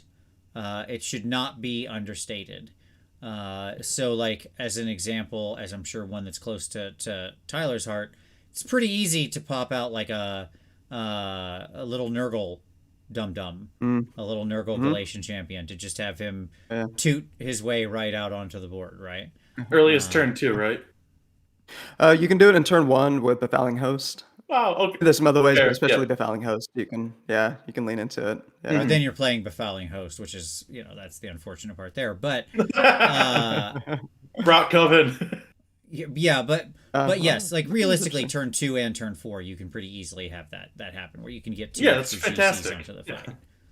And that's enough often when we're talking about some of the bonus points these guys are worth, not just for the actual battle tactics, but in some of the battle plans as well. And being able to summon and just drop them into position is also another way around the aforementioned mobility challenge, right? So it's another way up top when we mentioned, the high mobile GCs, just making them appear, bloop, just be there with my summoning is also pretty high mobility, right? So if not really, if your opponents aren't really thinking ahead towards your ability to do that and screening you pretty effectively, then that becomes an extremely viable tactic. So, okay. Cool beans. All right. Let's talk about our winning units. All right. So this is slightly different. Now, first of all, I saw this joke made earlier in the chat, and I completely agree with it. We're all winners now that Bounty Hunters is gone, okay? But what I wanted to look at is what are the units or the unit types or specific units that, because of the shift, no more Bounty Hunters, the different construction, the ease of keeping support heroes alive, right? What are the units that are going to benefit most from the season, even if not directly from the rules? Yeah? Like, there's nothing that says, make Chosen be really good. Right? That's not printed in any rule. Right. Right? But the emergent property of this season's rules is Chosen or Bonds are good. Okay? So, my 6 examples here are Storm Vermin, Paladins writ large. Like, I picked a Retributor picture because, they have hammers and that's cool. Good day to be a Paladin. Yeah. IDK Thralls, who I feel were just, like, so amazing, and that with their potential in the IDK book when it was printed, and they just fell on the worst possible season for them to be released. So I am very, very interested in the world that they're suddenly finding themselves in. Like, I Like, will that Dom Hain thrall list actually become a thing? I hope so. Right. It was. I think trolls are I going to was- become I a was- thing in general. I hope so. I was full of angst, Alex, for 2 hours on that show. Maybe bumming our amazing guest Constantinos out, who was just full of life and passion for this. How excited he was with this battle tome, and I was being a ho hum because of my concern of thralls, and and they were completely irrelevant. So Yeah. please make them good. I would love to see them. They're great. Uh, Great sculpts too. Yeah, so I read that Dom Hain rule and I was like, you got to be kidding me. This is wild, right? And then I never saw it. Yeah, what the hell? And then you never saw it because they just got exploded to bounty hunters. So we'll see if that changes. Spite Revenants, the once and future battle line / interesting option from Sylvaneth, that everybody's sure is like, this is the time. This They is went it. down too. Yeah, Like, I'm gonna this try them is soon. they did, yeah. Like, no, now this is the season where Spite Revenants are going to be good. Like, it's come up uh, so many times. Will this finally be their moment? Who knows? Perennial underdogs, Spite Revenants over here. Chosen, who I think we would all agree are just bazonkers good in the current season. Like, they're Yeah, they great don't need bonds of anyways. battle. Yeah, Right. Yeah. Don't need bonds. Really, really good base. And just like going to be highly benefited in the current environment they find themselves in. yeah. And then finally that big old pack of zombies, baby. Like zombies now they don't have to worry about everybody and their brother having 2 damage attacks. Still fear the Iron Jaws, of course. Yeah, of course. Yeah. But zombies, when dealing with mostly 1 damage attacks, are truly a nightmare to deal with. So, yeah, I thought those were my 6 examples. Yeah, Tyler, you and I had a game where I had like the unit of 6 zombies, and you put like 5 knights, and they cleared the whole thing with bounty hunter. Like, oh, cool. yeah, that did happen, didn't it? Yeah, Yeah. that was, And it's like I used to this thing like lasting 2 to 3 turns, yeah. and like it was an actual anvil, and it's just paper. And, like storm vermin were the same thing too. Is like, Oh, sure. they're pretty good. They're a pretty good anvil until everything does double damage for no reason. Right. I never Yeah, want to see the word bounty hunter ever again. Like, Right. in any other fantasy, no. That word is excommunicated from my lexicon. I don't want Absolutely. it. I was so excited when Storm Vermin moved up to a 4-up save in the current season, just like all the time, like base 4-up save. I was like, yes, finally we got to the 4-up save. We're living the dream. And then, but everything does 2 damage. Never mind, they're dead. They're just all dead. It's like GW's playing the meanest joke on us. Right. But these are my picks. We mentioned pinks earlier. I think pinks are back on the menu for sure. That'd be another one that I could have put on here. What else do you guys think? Any other hot picks come to your mind? Honestly, you could put a phone book here and it would be valid of like anything. Dire wolves are a very big example for me because I used to love them, and it's like 20 wounds on a very fast body, or like 12-inch move, maybe 10, but somewhere around there. Yeah. For 130 points, and then you can bring them back. Like, that was like a staple in all my Soul Blight lists. And then seeing bounty hunters and seeing like my 5 or 6 tournament viable lists just be melted into one Yeah. was just like one of the most heartbreaking thing. So like Soul Blight, like anything in that book, winner. Anything in most death books, a winner. Like Crypt Ghouls, or Crypt Horrors, Crypt Flayers. Like, they used to be very survivable, and they still kind of were. And then now they're probably going to be pretty survivable again. So like one of my early lists this season's unit of 9 horrors, unit 9 flayers, zombie dragon, and then some chaff and some Galletian Champions. I'm excited to run that because I think they'll survive, and then the muster will bring them back pretty well. Sure. Mortek Guard, speaking of death. Yes! Yep, absolutely. Like, it doesn't matter they reroll saves. Like, if one thing gets through, the whole unit goes away. Right. And then I guess Necropolis Stalkers get scarier too, because that was like the one thing keeping them in check. Another like 36 wounds, rerolling saves. And, like, you make them like a 3-up save with Mystic Shield, ignoring round 1. Like, what do you do about that? Yeah, they're going to be a problem. Maybe. So maybe like these are all possibilities. Again, I'm not sure I'd put hard money on any of these, but I think these are all like you're effectively with bounty. Like, I think if I wanted to summarize what I'm saying here is that there's the potential now for traditional low to moderate armor, high damage mass body units to actually be played again. That's the short story, right? Yeah, absolutely. If we wanted to summarize the point we're making, It's that the last season really artificially suppressed an entire unit type, namely these low to medium save but high damage infantry units. They just weren't around because Shadow ban them. Yeah. Yeah, exactly. Yeah, they all outside of like Nighthaunt, who could survive it because of Cruelgast cruciators, and so just ignored bounty hunters. You just didn't see a lot of this unit basically stopped existing as an archetype. Yeah, my favorite kind of unit, just out of the game. Right. I know that's a personal bias, but like, I didn't like that. It wasn't fun for me. Right, like, why would I take these paladins when I could just take fulminators? It's roughly the same price. Yeah. And like the fulminators couldn't get bounty huntered, could be bounty hunters, and were such a smaller footprint, right, with the mobility. And so, yeah, sure, they have less wounds or whatever, right? But they don't take double damage for no reason. Yeah, exactly. Exactly. Like, it's not less wounds when you're taking double damage randomly sometimes for no reason. So, yeah. Tyler, what did we miss there? Anything we missed? Yeah, so my head's been in Stormcast and Nurgle. I mean, definitely Stormcast got a lot of point changes. There's a number of units that are now on the menu with that army. I think we're going to see some interesting new lists emerge. So one that came up a couple of times today, including in a chat with Mergonk that you may have seen a little bit of, Vince. So I was joking with him that I've already got Karazai locked down for a dragon in Missouri, and he needs to find another dragon, and apparently he's looking to play Krondus. So, of course, we had a list archetype last year.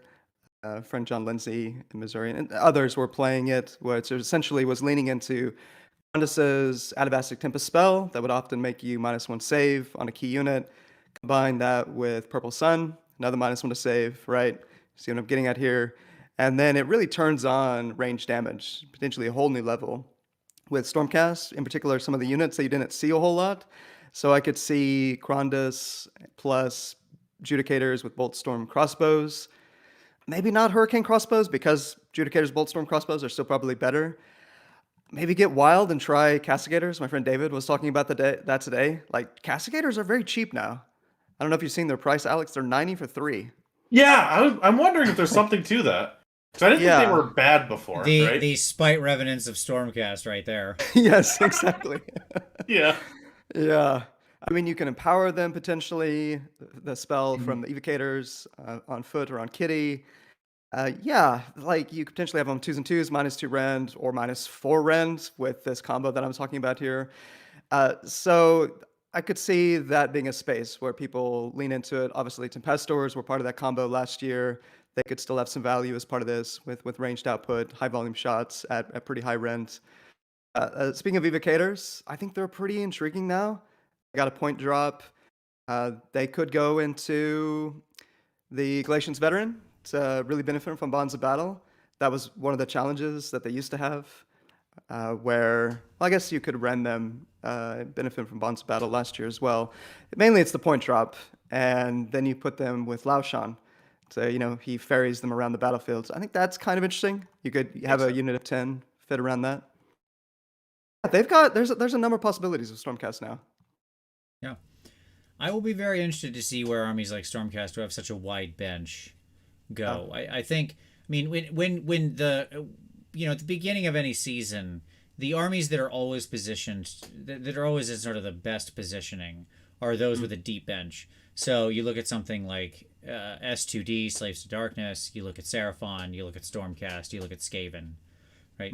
These are armies with like 50 plus war scrolls, right? It's just a huge bench with like multiple stacks on stacks of options in every role, right? And so that kind of an army oftentimes is able to respond quite strongly, at least, especially before the meta's really unlocked, with different options. So, okay. So another one that's been in my head, of course, are the trees. I think they've also gotten pretty interesting. They got a lot of point dryads. You talking about base or actually nothing? I mean, I probably should be thinking about dryads. All Sylvaneth. I like dryads enough. Yeah, we'll see. I wouldn't be shocked if some people play them. And I don't know, -1 to hit, -1 to wound. There are other ways. You don't want to lean too much into the buffs with them. And you can really lean hard into it. 5-up war potentially from Lady Vines, etc., etc. I'm curious to Who see did if also get quite a bit cheaper. I did. love her. Yeah, Yeah, she's so good. Tree Lords. Tree Lords got a big drop. I think they dropped 30 points. Yeah, they're 230 now. They're another one. Like I'm mentioning all these units, yeah, that are Spite Revenant equivalent, like these perennial Sure. pieces that people really want to find a way to make work. If we have more bodies coming back this season, which we will. I mean, I think generally about that, that seems to be the overwhelming consensus in the community right now is that the main thing that's going to have the most impact on list building over the next 6 months is not the Galletian Champions. It's going to be the fact that Bounty Hunters doesn't exist and Expert Conquerors potentially to some degree as well. Maybe making Stormkeep or Ogre, Foot Ogres, anything that counts as multiple models, maybe making that higher value than it used to be. Alumnia too, right? Alumnia, yeah, man. I was thinking about Alumnia. Might be interesting. I mean, it'd have to be really competitive, really good, right? Really intriguing to pull away from Helon and Trek and some of these things, techless builds. But Fair. yeah, the Tree Lord, what I was getting at is, of course, the Tree Lord just has to have a successful hit to turn off Pylon. So you have him on a corner of a big old unit, turn off Pylon. I think that could be interesting. Another thing with, I mean, he's got other roles, but that stands out in particular.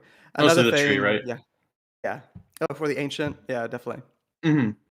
Kurnoth bows. So of course they were one of the core sources of range damage, but they're not going to fit in sharpshooters. Maybe that's a problem. Maybe that's not. But I wonder if that, in part, might make Gossamed archers more attractive to a number of Civ players. Maybe 1x10, 2x5, or at least 1x5. That's one thought. I could see Gossamed archers getting some more play. I could see it too. They went down a little bit, right? Did they go down? Let's see. Gossamed archer. I think they went like 5 down. Archers. Spyra. They went down 10. 210. Okay. 5. So, yeah. So maybe. Maybe. I don't know about you guys. I don't play against shooting armies much or with at all because I'm usually death. I found shooting the support heroes was often a trap when you needed to move problematic units instead. Well, this is the thing. This is the other concern with sharpshooters. I think, Alex, you just hit on a good point.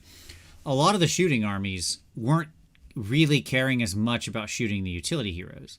If you had the sort of potent mass shooting, you were using it to remove entire units that were a problem, right? Yeah, and they're exactly. no more protected than they used to be before. You mentioned Sentinels earlier, Tyler, or whatever. Sentinels and Star Shard, or pick your poison. Yeah. Okay, as far as that goes, those things are just going to shoot at the units and remove the problem, right? Mm-hmm. That's their target, and that's going to continue to be their target. And so oftentimes those people don't, and that's why I said the use of the new battalions is all highly suspect to me, because I don't know how many people are going to feel compelled to be in sharpshooters. Like, I wasn't going to shoot that stuff anyways, right? That's what I was thinking too, but yeah. And so it's really a time will tell kind of situation. I feel like there's so many moving parts that it's tough to say. But yes, exactly. As the Harrower said, if the support hero has nothing to support, who cares? That's right. Yeah. And they can die all the same once the unit that's standing beside them is now just like red mist. Okay. Caleb, what's up, buddy? He said, so many new combos. Consider 2 months from now a show around Battle Tome combos. Oh, absolutely. Mm-hmm. Absolutely. That'll be a great March show, right? Of like, what are the emergent Battle Tome combos? Okay. That'll be a good one. Absolutely. Anything else we want to say on the winning units, the people back in rotation, worth experimenting, anything like that? You were talking about armies with deep benches. I think Skaven fits there too because they feel like a buck of silver bullets. 100%. They've got so many units. So many. And yes, you're right. A bunch of them are silver bullets. Yeah. So I feel like they might be able to capitalize on that same space earlier, but that was just more of a yes and. No, very, very good. I agree. There are many units in Skaven that I am ultra excited for. And in your notes, you outlined a couple of them. You were shouting out like the Plague Furnace in your notes, and I agree with that thing. I love that thing. Yeah, as an incredibly valuable unit at protecting these big blocks, keeping all your Storm Vermin, Battle Shock immune, and stuff like that. And whatever, make them people come attack it. Who cares?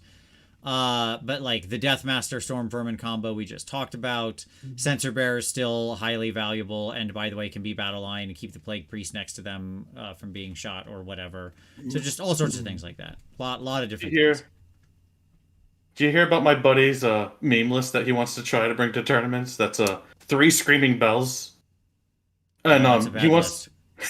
I knew you were gonna say that, but this is what he wants to do. He wants to put them all in the middle objective, put Warp Lightning Storm near them, and then use Jaws of Galay to hit them all, and then bodyguard the rest of the ruins off and try to get 3 Vermin Lords. Yeah, and he's like, I think it's gonna work. I'm like, 1 is probably reasonable. 2, if you want to be funny. 3 is too many. That's too much greed. It's first of all, the better play would just be take 3 Vermin Lords. If you want 3 Vermin Lords, it's okay. Just take 3 Vermin Lords. But these are cheap. Like I can get so many more clan rats. Yeah. Seriously, I do think 1 has a place. Because like if you look at that going down a little bit, and then Thankful going up, like you're just taking a big casting bonus. You can give it reroll casts, and then have more units instead of just the Thankful utility. Maybe. I think even with the drop, it's still not worth it. It'd have to drop like another 50 points in my mind to be worth it. So there you go.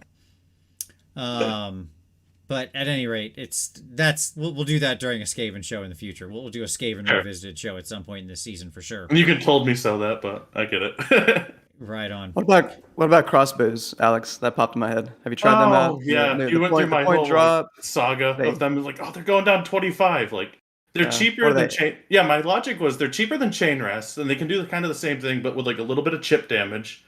Yeah. It might like intimidate people going after them, and if they don't, they're one more thing for the Wave of Terror. And then what I ended up finding is that they do an average of 0 to 1 damage versus clan rats, so they're not going to do any damage to anything reasonable. And I just thought they'd be like similar to Canary in a way. But the thing that makes Canary better is they have a free battle tactic that they just get attached to it in addition to screening. And they can move after they shoot too. Which if crossbows could do that, like I'm sold on them, but a bad war scroll is a bad war scroll. A bad war scroll is a bad war scroll, and that's very I try so hard to make them work. Understand in this excitement over all these units being viable again. When everybody's viable, no one's viable, right? Like, that's just it. Like, when the season opens up, everybody's like, "Oh, my pet crappy unit can be played again," and it's like, yeah, it can be played, but guess what? It was bad before, and its rules are still bad. The unit that had really good rules and can be viable again now will be better. Yeah. Yeah, and like, didn't we learn nothing from bounty hunters? And we're like, oh, like this little piddly thing has 2 damage now. Maybe it's good. No, the thing with 3 damage is just going to have 4 and ruin your whole life. Right. Yeah. Exactly. That's what's going to happen. Yep. I agree with Keith Rogers. Skaven players got other stuff to fill the Screaming Bell size points gap in their list by now, so next book they might make it good again. Yeah, I mean, what a tragedy. A tragedy as a war crime that was committed by giving the Screaming Bell that particular war scroll. So but hey, there's always the next book. I've been through so many Skaven books at this point, so I'm good with it. You've seen it all. Yes, exactly. From my first Skaven book in 5th edition to today, there's been many Skaven books in between. Not as many as there should have been, but many. I agree. I don't know if it's the right time to have this discussion, but we had talked before the show about how I've been seeing a lot of folks who are of the opinion that number 1, unique small heroes, that is unique heroes, right, of 9 wounds or less, plus mounted heroes, unique or otherwise, are going to be less relevant, let's say, this season. I'm curious to get your guys' thoughts on that. I know, just to kick us off, so for example, as you know, Alex, I've been running that Thunder Buddies list, Primetime, Bastion, so I thought that I was going to have to drop one of them, but then I realized battle tactics are going to be challenging for Stormcast without a dragon. Therefore, they're both out, and Karazai is in my new list. But I was definitely thinking about dropping one or both of them. Is the point, because they're unique. Mm-hmm. But yeah, Vince, you definitely had some thoughts on this. I do too, but go ahead first, Vince. Okay, I'll go first. That's fine. I need the soundboard from Trapped Under Plastic of myself that just says, here's why you're wrong. Okay? So here's why that's wrong. Like, are you telling me Sigvald isn't still good? No, of course he is. Like, don't be insane. Okay? Like, is prime time still valid in other armies? I mean, still nothing in Stormcast, but he's still valid in other armies as a great ally? Like, of course he Rude. is. Shots Okay. fired. Nothing actively made them worse, right? Correct. That's exactly it. Like, Yeah. oh no, I don't get access to these other rules I didn't have before and don't care about. Was I good before? Then I'm good now. Because nothing actively made me worse. Some of these things even got point drops. Okay. And, like, good War Scroll, still good. Lord on Karkadrak, still good. Charging and Oh, he's a fighting with beast. ASF, and then pulling your unit of Chaos Knights into an ASF fight, it was super good before. Still, let me check. Still super good. Yeah, and the thing he's Okay. doing is the thing you're building the battalion for. He just already has it. Right, yeah, like I didn't need I don't need your extra rules. There was a Order of the Stick, which is a very funny like little D&D comic, right? It's been around I'm for aware a of long them. time. Yes. So like back in 3rd edition days, there was a moment where they all fought, the Order of the Stick team all fought like a druid, and the druid was just kicking the crap out of them. And they're like, "How is he doing this?" And he's like, "I'm a 3rd edition druid. Any one of my class features is more powerful than your entire class." Right? So true. And yeah. and that's the point here. Like, if the unique character is good and all of its rules are better than all of your layered special garbage, then it's still worth taking. Same with the mounted thing, right? Like if it's a non-unique mounted hero, who cares? They don't benefit from this. You can still soup them up with a bunch of good stuff you gave them before, and you'll still give them now. So no, I don't buy that for a minute. I give that argument for Pinocchios or whoopsie doozies or whatever we're rating this on, because like good heroes still good, bad heroes still bad. End of. Give a end little of more argument. context. I mean, one thing that have heard from a number of folks is with armies that don't have a ton of easy to medium battle tactics that they think that they can get reliably, consistently, that if they had, say, a mounted hero in their list, but they also think they need to add at least one Galatian champion.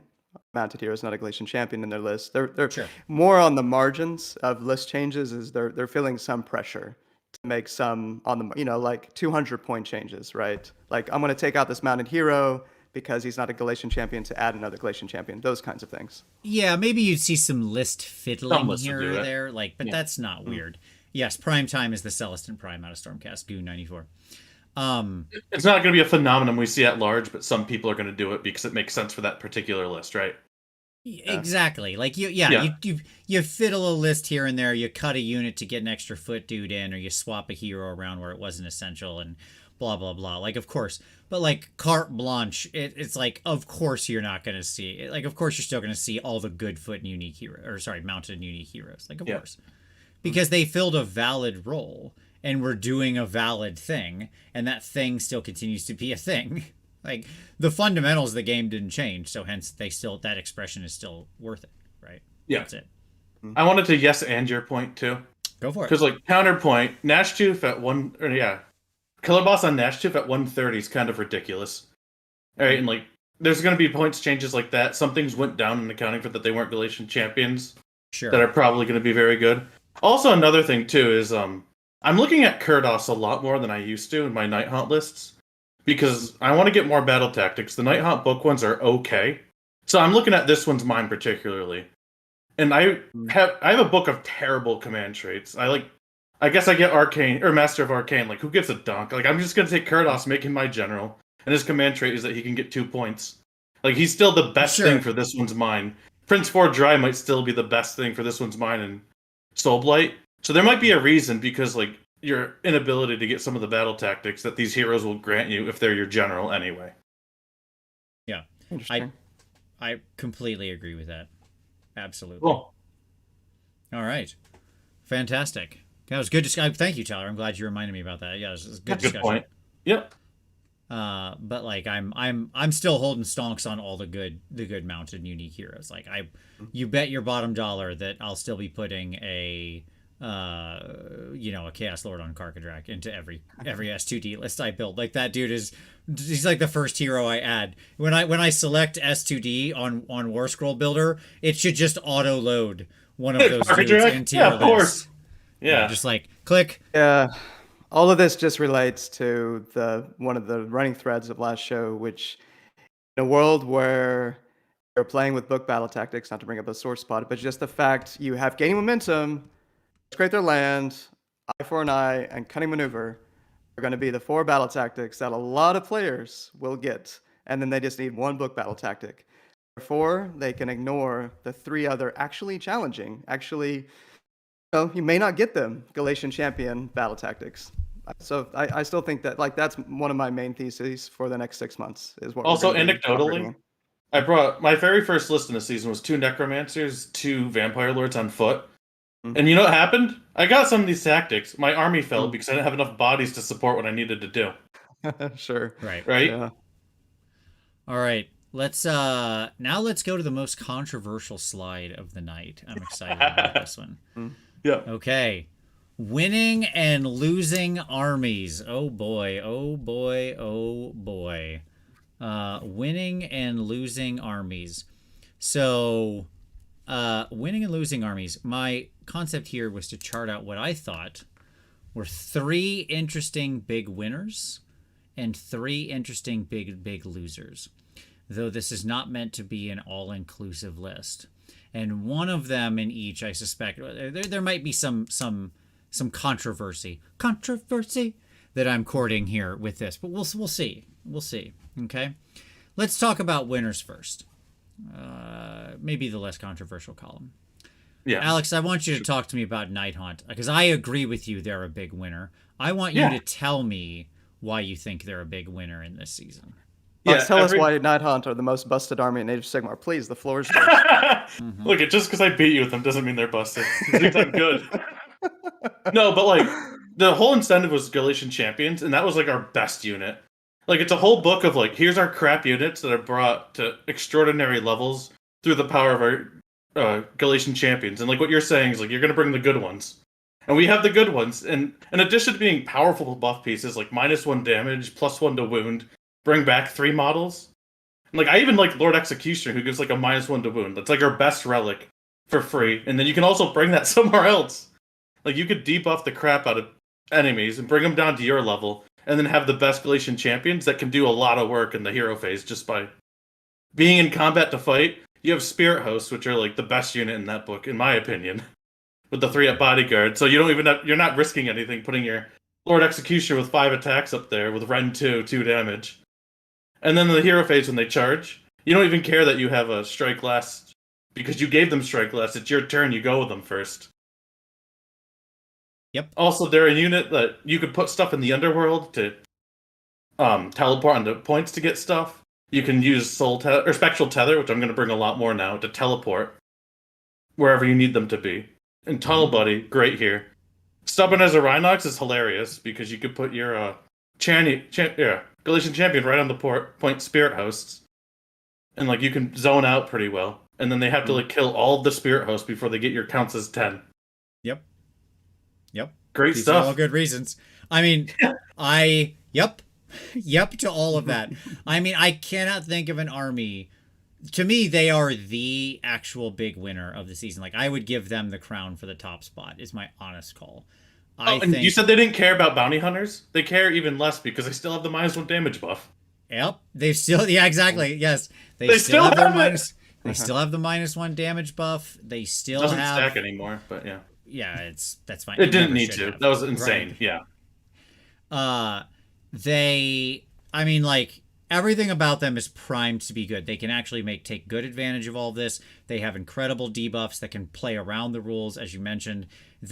All their supporting rules just feed into everything you want to be doing in every battle plan, like being where you want to be, having your GCs where you want to have them. They have multiple, in army teleports and mobile crap that can happen as well. Like it's all over the shop on exactly. It is truly the what was it, the American Express or whatever. It's everywhere you want to be, I guess, of this current season. I agree. Yeah, holding the Galletian Champion. I was doing that anyway. Yeah. Right, exactly. They were already taking all these heroes. They were already good versions of all these heroes. Fantastic, right? They have a lot of higher mobility type of heroes like this. It's fantastic. All right, Yeah. Tyler, any disagreement on Night Haunt? No, no, really. I had some questions for you, Alex, on them. Yeah. So you mentioned that not necessarily you've been struggling, or maybe you have with battle tactics. What are your thoughts on the state of battle tactics with Night Haunt, assuming you're at a tournament that's playing book battle tactics? All right. I need to look at it a little bit more because, like, honestly, I never looked at the book battle tactics before this season because I never felt I had to, and like I hate them, so I didn't do them even at the GTS. So I'm not super used to them. We have one that's kill something with a summonable unit, or a monster or a hero with a summonable unit. And again, with the charge bonuses and unit 9 spirit hosts and the bonds of battle, that's probably pretty easy to do.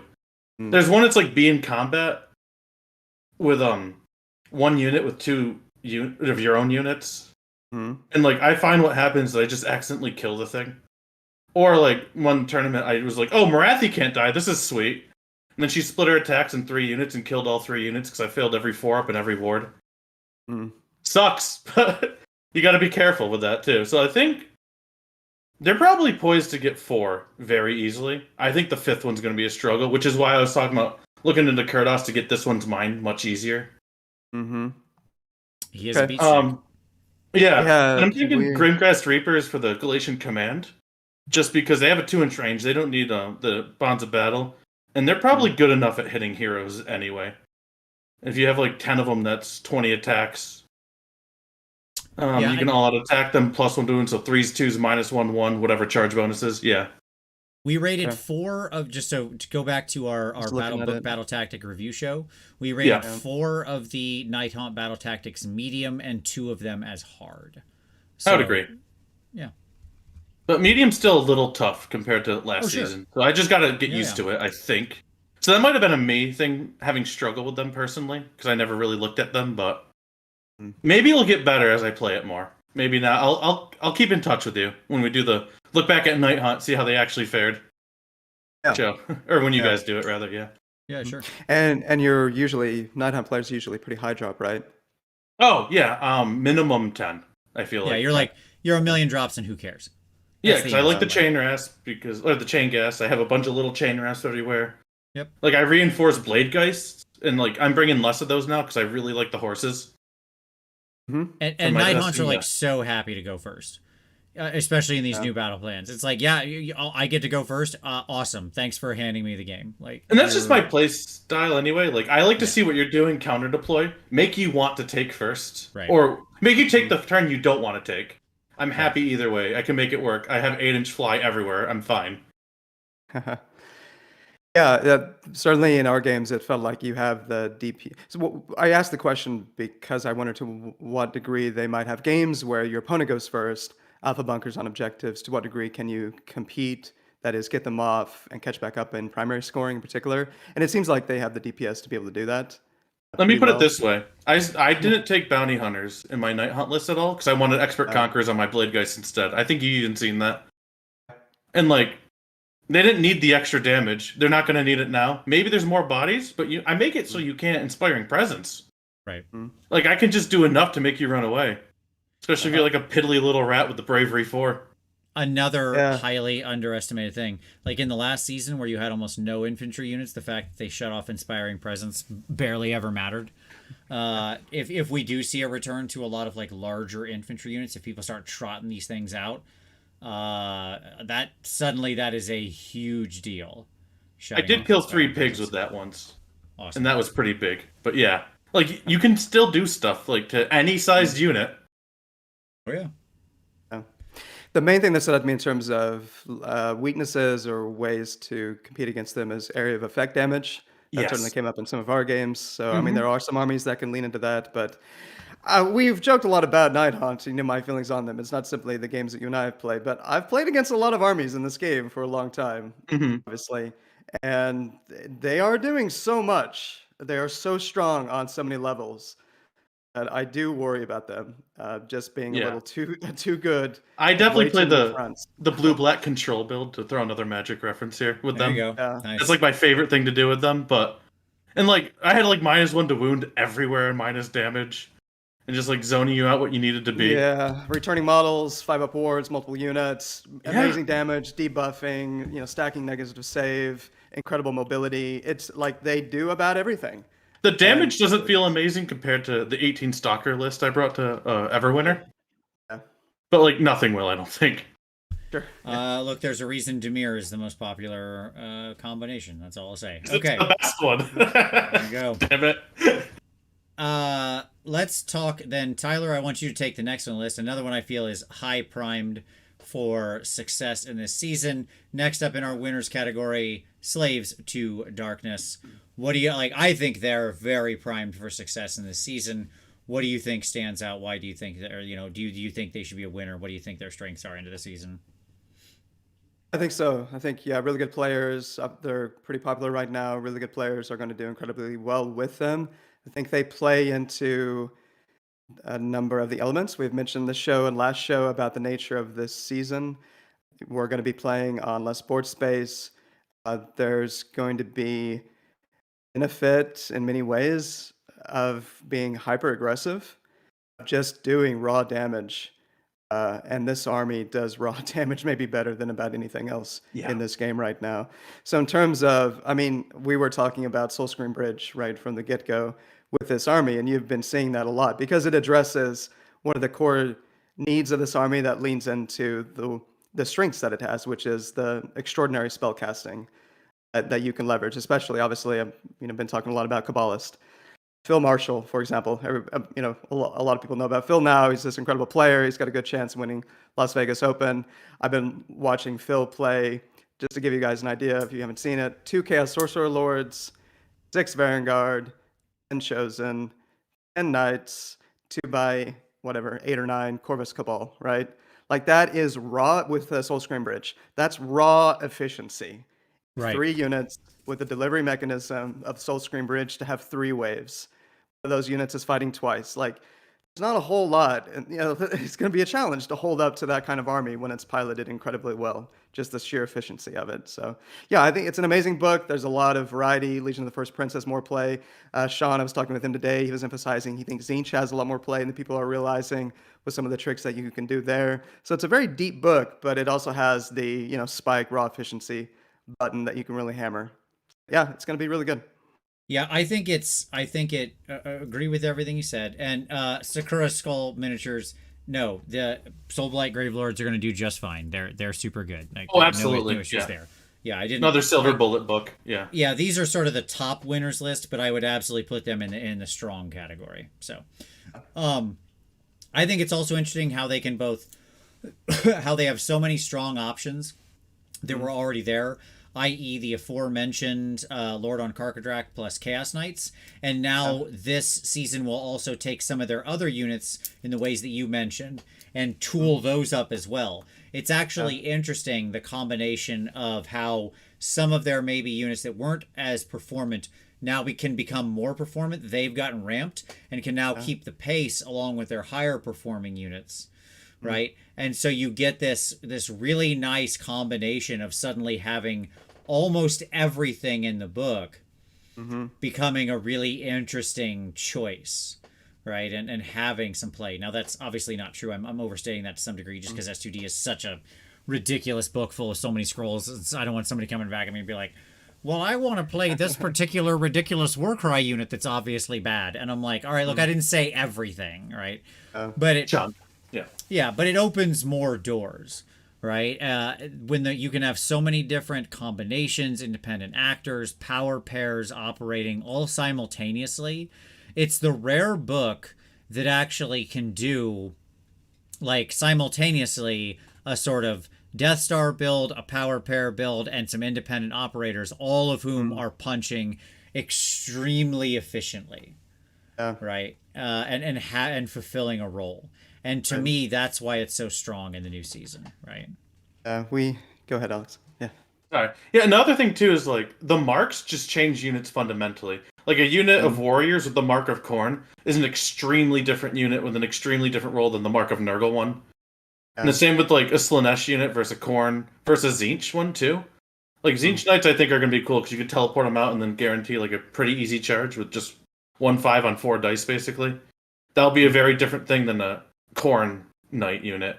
So like the marks just make them fundamentally different in addition to having a deep book. So there's like a lot more than what the War Scrolls say even.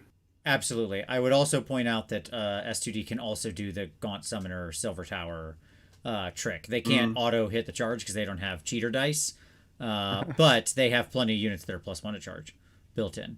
Or if you do the Knights, like lower 4, like pretty easy. Absolutely. Yep. So for a random example. Sure. So they can also pull that a version of that same Gaunt trick. Not necessarily for alpha bunkering, but just for traditional alpha striking. Right? So, I mean, if they leave an opening, you can punish it so hard. Absolutely. Yep. Yeah, so speaking of alpha bunkering, it's going to be like what's better than 20 Chaos Warriors, Nurgle Banner on an objective. You know, we played that a lot, Alex. We saw how dumb with a flag, right? Yeah. Chaos Lord is one of the more incredible Galletian champions you can take, retinued to 20 warriors or 10 chosen, whatever. But yeah, although to beat a dead horse, Nighthaunt, like a good Nighthaunt player with a good Nighthaunt list, I would favor them highly against most Slaves of Darkness list. I think they're a pretty good counter. I think I agree because like slaves rely on rend and quality damage, and Nighthaunt scoffs at that. Yeah. Right. They've got ways to do debuffing, etc. But yeah. And then finally, my last winner, we've talked about him a bunch. It's Skaven. I think they're the other big winner this season. They're really good units that have been suppressed are back on the board. So this is like Plague Monks, Storm Vermin, things like this. Suddenly they don't have to fear bounty hunters anymore. That joins the cadre of already highly efficient units like Sensor Bearers and Gutter Runners they had, all of whom were just dropping bombs last season. It's another army, like you said, where it was like, look, I was winning with Galletian Champions in 1 million drops anyways. It's very much like a Nighthaunt situation. I was already 12 to 14 drops. I can take all the battalions I want. We mentioned the Deathmaster, Storm Vermin, Shadow Magnet, Trinket combo earlier, but that's certainly far from the only one. We talked about things like being able to put your Smash Captain Arch Warlock into a forward position and just watching that guy go ham on a unit. And just, like anything with medium armor, he will just rip apart. It's wild how much damage that guy does, by the way. I don't know if you've ever seen this guy in action, Tyler. Have you ever played against the Smash Captain Arch Warlock build? He's awesome. No, I think you may have mentioned it to me a while back, but yeah, when the book came out, but no, it's wild. If he gets into like low medium armor units, like Daughters of Cain fear this guy. He'll just tear his way through their entire army. Like he'll just rip them apart. So at any rate, they plus all the really interesting other silver bullets they have. The Furnace for non-inspiring presence, massive bubble battle shock immunity, so they can ignore all the new stupid rules that say shuts off inspiring presence, and it's like I wasn't using that anyways, so nice try. I'm still battle shock immune. Great anvil too. Yeah. Right. Strong magic, short teleports, like access to 6 inch away teleports galore, by the by, like just falling out there, little rat behinds are with all the teleports to make their Galletian champions be always highly mobile. So it's just, it's everything you'd want to happen. Their only challenge is really still they lack what they always lacked, which was a real traditional anvil, right? So yeah. And that's fine. That's the nature of the thing. Their anvil is just having a metric crap ton of bodies, right? Like that's what it is. Okay, let's talk about losers. I think some of these may be a deep discussion, but we'll see where we go here. Okay, so big loser of the season, Sons of Behemoth. I mean, I think that's just the case. They've been punished in a lot of ways. They have no interplay with this Galletian champion thing. There's a lot of battle plans where they just get shut out of all the bonus points. They get locked out of they get locked out of 4 battle tactics. Their own battle tactics are complete random chance. It's just roll a dice nonsense. And so you could very easily just fail all your battle tactics on a die roll. It's like, roll a die. On a 3-up, you get 2 points. On a 1 or 2, you don't. It's like, no, I didn't. Okay, cool, neat. That's most of their battle tactics. Yeah. I think there's like the 3 Monstrous Rampages one that's kind of consistent, but you need to bring the Beast Smasher to do it. And correct. You have to be in a very specific build. People didn't want to do that, yeah. Happen. And by the way, what happens if you run into no enemy monsters? Oh, what if you? Yeah. then you ain't getting that one. That's a great. Like- I didn't even think about that. Yeah. Because 2 of those only work against monsters. Yeah. So, I hope the enemy army has at least one of those and is willing to come get near your Beast Smasher with it, right? Yeah. So there's just there's so many places that they get tripped up. They're just bad this season. I don't know how else to say it. I mean, this season was written with them clearly not in mind and not caring. If they stay above 45%, I'd be amazed.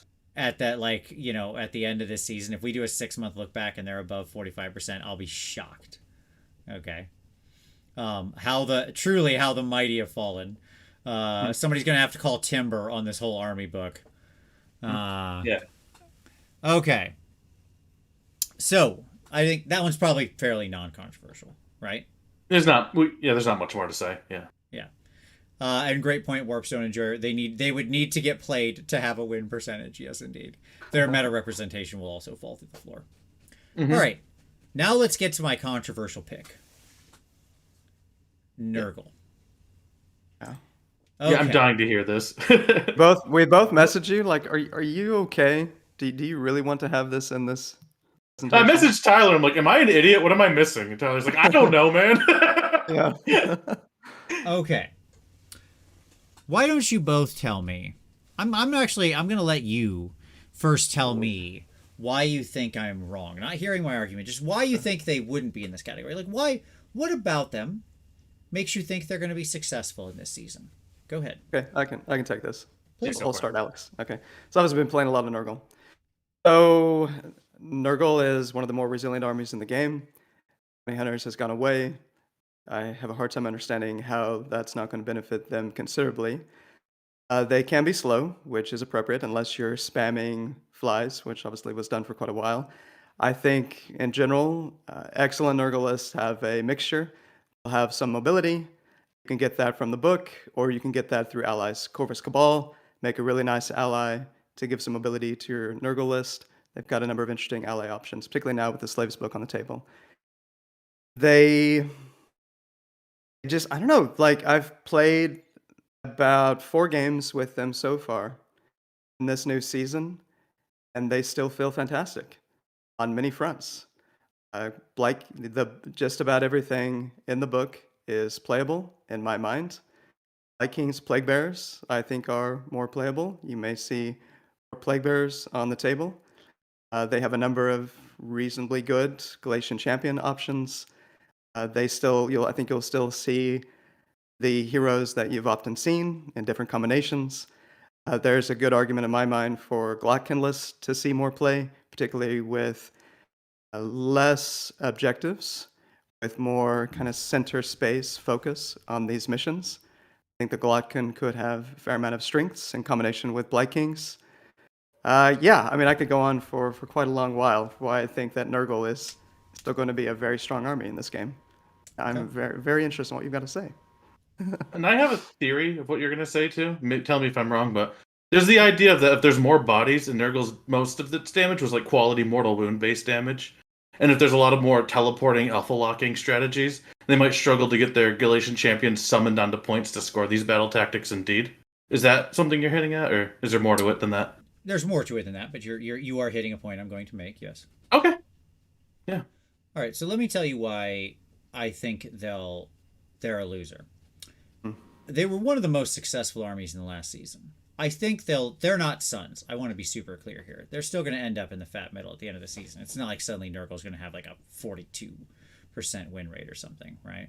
And although Joel Graham disagrees with me, and Joel is a very good player and a smart guy, I think that they're going to drop a noticeable percentage points. Let me tell you why. I think they were over-reliant on flies, which, as you mentioned, have gotten more expensive. And you can say, well, Blight Kings will pick up the slack. No, they won't. No, they won't. They just won't. They're not the same unit. They don't move 16 inches, like, basically before the enemy army goes. You mentioned the contention, like, there is a world of difference between what Blight Lords are able to accomplish and what Blight Kings are able to accomplish. Okay? There just is. And the speed factor is huge. And a couple units of Corvus Cabal, that's a cute trick that ain't picking up the slack. All right, like plenty of armies have enough speed that you like. Yeah, sure, you'll pick up the desecrate or whatever, and then that unit's gone and it evaporates. Right out of they didn't have to really dedicate any real resources to killing that ridiculous unit on like its 6. Also, gut rot, which arguably has been undervalued. What gut rot can do, but yeah. Yeah, gut rot's so much more limited in his capability than what that is. Than this. So the fly build got more expensive by a good chunk. Blight Kings can't pick up the slack. I do agree with you that Plague Bearers become more interesting, and their ability to summon Galletian Champions is not bad. But in a world where you're still going to see a lot, this is going to open back up the world of effectively glass cannon infantry units, high damage infantry units. And that's exactly what Nurgle doesn't want to fight. Okay? They don't want to fight 30 storm vermin who come into them with that kind of metric crap ton of attacks. And you put 7 disease on my storm vermin or something, oh no.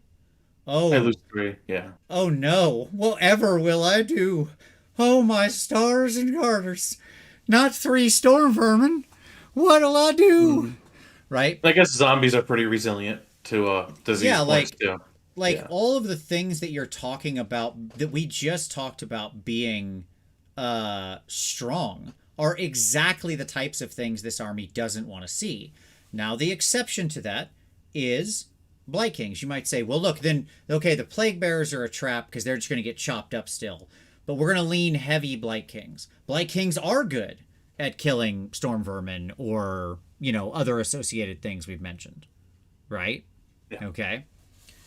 And my answer to that is relying on Blight Kings at their cost and for what you get out of them is such a trap because it just doesn't have the board presence or the speed to actually win in this game.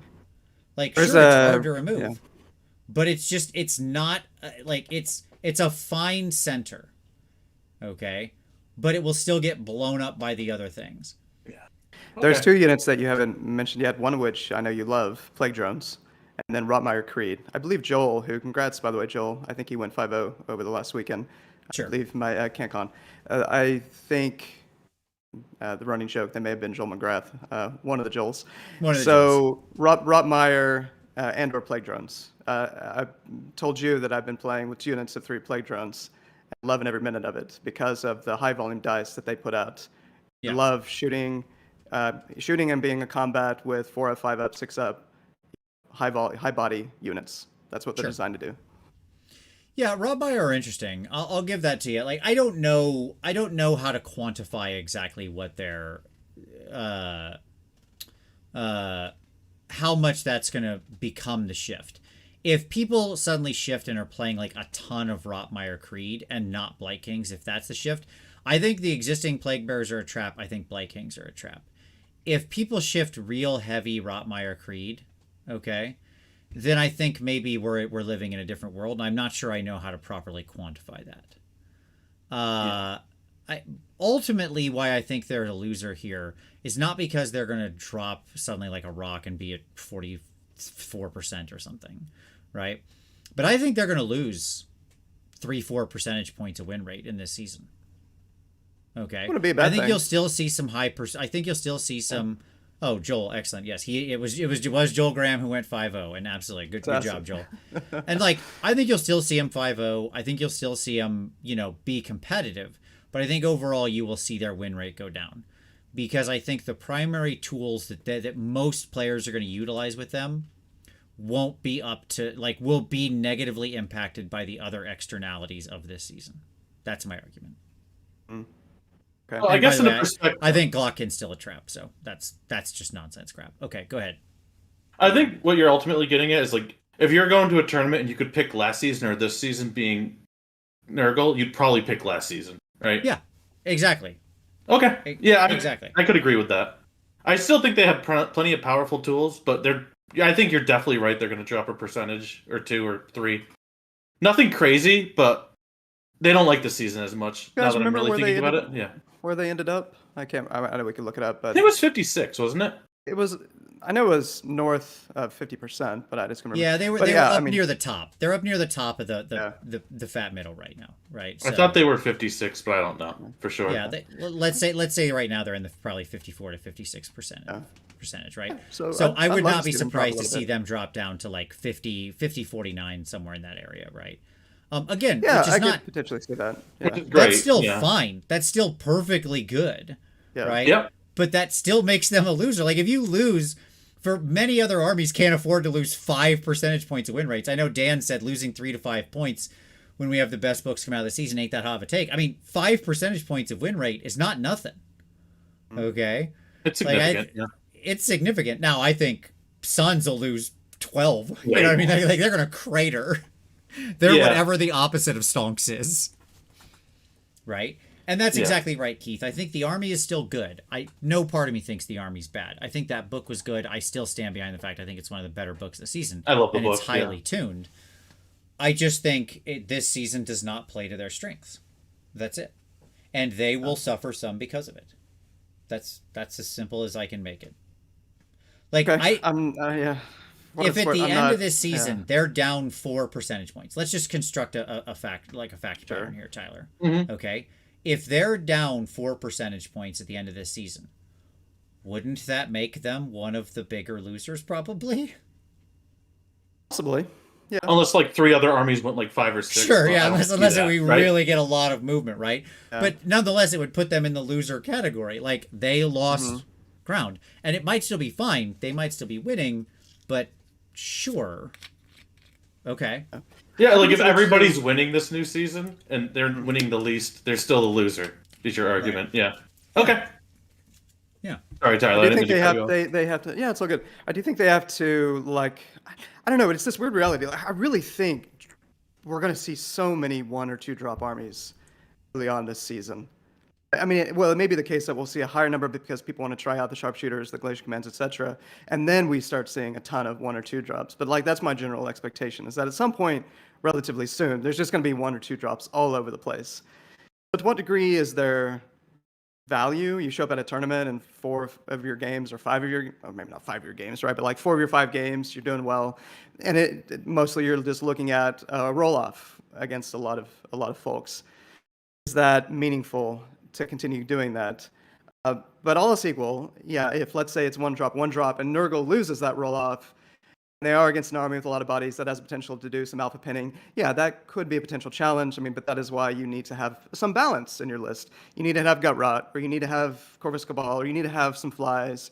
You need to have a combined, I mean, Vince, I'm obviously very biased toward combined arms lists, and that's what I sure. played with Nurgle. Sure. And it was amazing. And it kind of took, well, anyway, it was not reflective of the norm that was out there. In the same way that Emma's list at Adepticon was not reflective of the norm, taking Rock Covenant and doing incredibly well with it. Emma's an incredibly good player, so that's not too surprising. But when I just think about that book, my experience with it, Nurgle will find a way. It's particularly in the hands of good players, it's going to still be very powerful. Let me put it this way, Tyler. Like you and Emma. I know you don't not like that dropping- argument. You don't like that argument, Vince, because it's like that's not really me necessarily saying so much because skill matters a lot. Sorry, Alex. That's what I was gonna say. Yeah. No, Like you're just exactly because right, you're not Tyler. losing percentage games doesn't mean the average isn't. Yeah. Right, exactly. Sure. Spoilers with like, a book that's pretty highly tooled, top players able to make a lot of hay is like not the most breaking of news, right? Yeah, Sure. I mean You see I'm most looking losers at do the that a lot. averages here, right? That's fair. My third big loser is KO. Yeah. KO's obviously. like they're a shooting army where none of their shooting can really easily benefit from most of the new rules. Like they don't have much they want to stick in sharpshooters that's of any real value. Maybe Thunderers, maybe. But they won't take that anyways. They'll want to be 1 drop. They don't often have like unit destroying shooting, despite the fact that they're an all shooting army. A lot of their shooting is actually pretty weak. They really suffer when the meta shifts to big piles of bodies. Like that is not the world they want to live in. They want to live in the world of like, you know, hey, that unit is 2 people and I can just focus my firepower on them with my boats. They do not want to live in the world of like, well, that's 30 dudes and that's 30 dudes and that's 30 dudes. And they're spread out over the board. Like the more bigger units with more bodies, with more wounds, with more board control and unkillable utility heroes, the worse everything gets for KO. Yeah. Right? I'm convinced So, by that. like, I just think they are, again, there's nothing in the rules here that says KO are now bad. Like kind of there is for Suns. Like it's almost written in the rules like Suns, you're bad now. Sorry, just deal with it for 6 months, I guess. Right? But KO, it's very much the emergent property that they are just suffering from every choice. Like every consequence of what this season encourages hurts KO. Yeah, That's absolutely. Yeah. And they can't hold objectives with units if they're in the boat, right? Correct. They do. So, not like, count towards in order to get garrison boat. the GC ones, they have to hop out of the boat and be like, "I got it, guys," and then just be vulnerable to any sort of ranged output. Yeah, that sucks. Yep. You mentioned him earlier, but yeah, Jeremy Vessier with this new channel, he had a nice video going through some of his thoughts on what KO might look like. So yeah, if any KO players you haven't seen it, definitely worth checking it out. Just Google on YouTube and you should be able to find it. But yeah, he had quite a few changes he was looking at with his list, like even thinking about like Sky Wardens, Engine Riggers, that sort of thing. So Nice. yeah. So no disagreement there. Yep, it's gonna be a rough time for our boat boys. More sadness for me. I hope their new book is way better. This is like my want to be army project for the year. Because I would really love to see the I really want to do a Leagues of Votann conversion. Like I have all the stuff for it to turn it into a KO army. I know what all my units and conversions would be. I've like mapped it all out. I'm just trying to work on a color scheme kind of in the interim period. But you know, like yep, we're gonna need that book. Doug Beard, thoughts on Beasts of Chaos? I have none, Doug, because the new book, we'll talk about that next week, because we'll be doing the Beasts of Chaos show probably next week. The next 2 weeks will be Beasts and then Gets. So that'll be because they've announced that obviously as being going on pre-order this Saturday. So I have no thoughts yet. The cool synergies that you'll have for 3 days, we'll just have to wait, right? Right, yeah, exactly. Well, ask me on Saturday when I can talk about the book, and then we'll go from there. Okay. My impression, guys, is there's going to be a lot of armies. I think are in a good place. Maybe that shouldn't be too surprising because at the tail end of the season we had a lot of armies that were in a good place. Most armies were in a good place, but you know, Fire Slayers. Just looking at the list here: Fire Slayers, Ideneth, Lumineth, probably Seraphon. Obviously, they got a new book coming out, but Seraphon always seems to find a way, regardless of any point increases that they get. Tzeentch is still going to be really strong. I think Sylvaneth are looking quite intriguing. I know, Alex, you're getting into Sylvaneth. Yeah, I've been playing them for a little bit, but like I've been playing them a little bit more now. Like I like what they bring a lot. They can teleport. They can do a lot of these tricks, and then they don't almost crumble put to them on bounty the hunters. loser list. Did you? No, rude. Almost. I don't know. I just think most of the stuff you want to run just crumbled so hard to bounty hunters that we'll take all the other negative crap to like get that thing out of my game. I don't want it. In the end, I just didn't believe in it enough. I was just trolling Tyler. I was just trolling Tyler with that choice. So Yeah. I agree with you. I don't think they're in a bad position. No. Ogres are going to be good, I think, in a number of different ways. Do you guys think we're going to see, or there's more value this season with foot ogres? I think Yeah. so. Yeah. Definitely. Okay. I mean, the new book was very tilted towards Gutbusters already, and like this season just said, "Hey, let's go!" Right? So Also, the double name on the Ogre Tyrant for like the 3-up save, 5-up board. Make him pretty sturdy GC. yeah, 100%. Stubborn as a Rhinox, holding that little banner for the +1 to hit. We're good. Absolutely.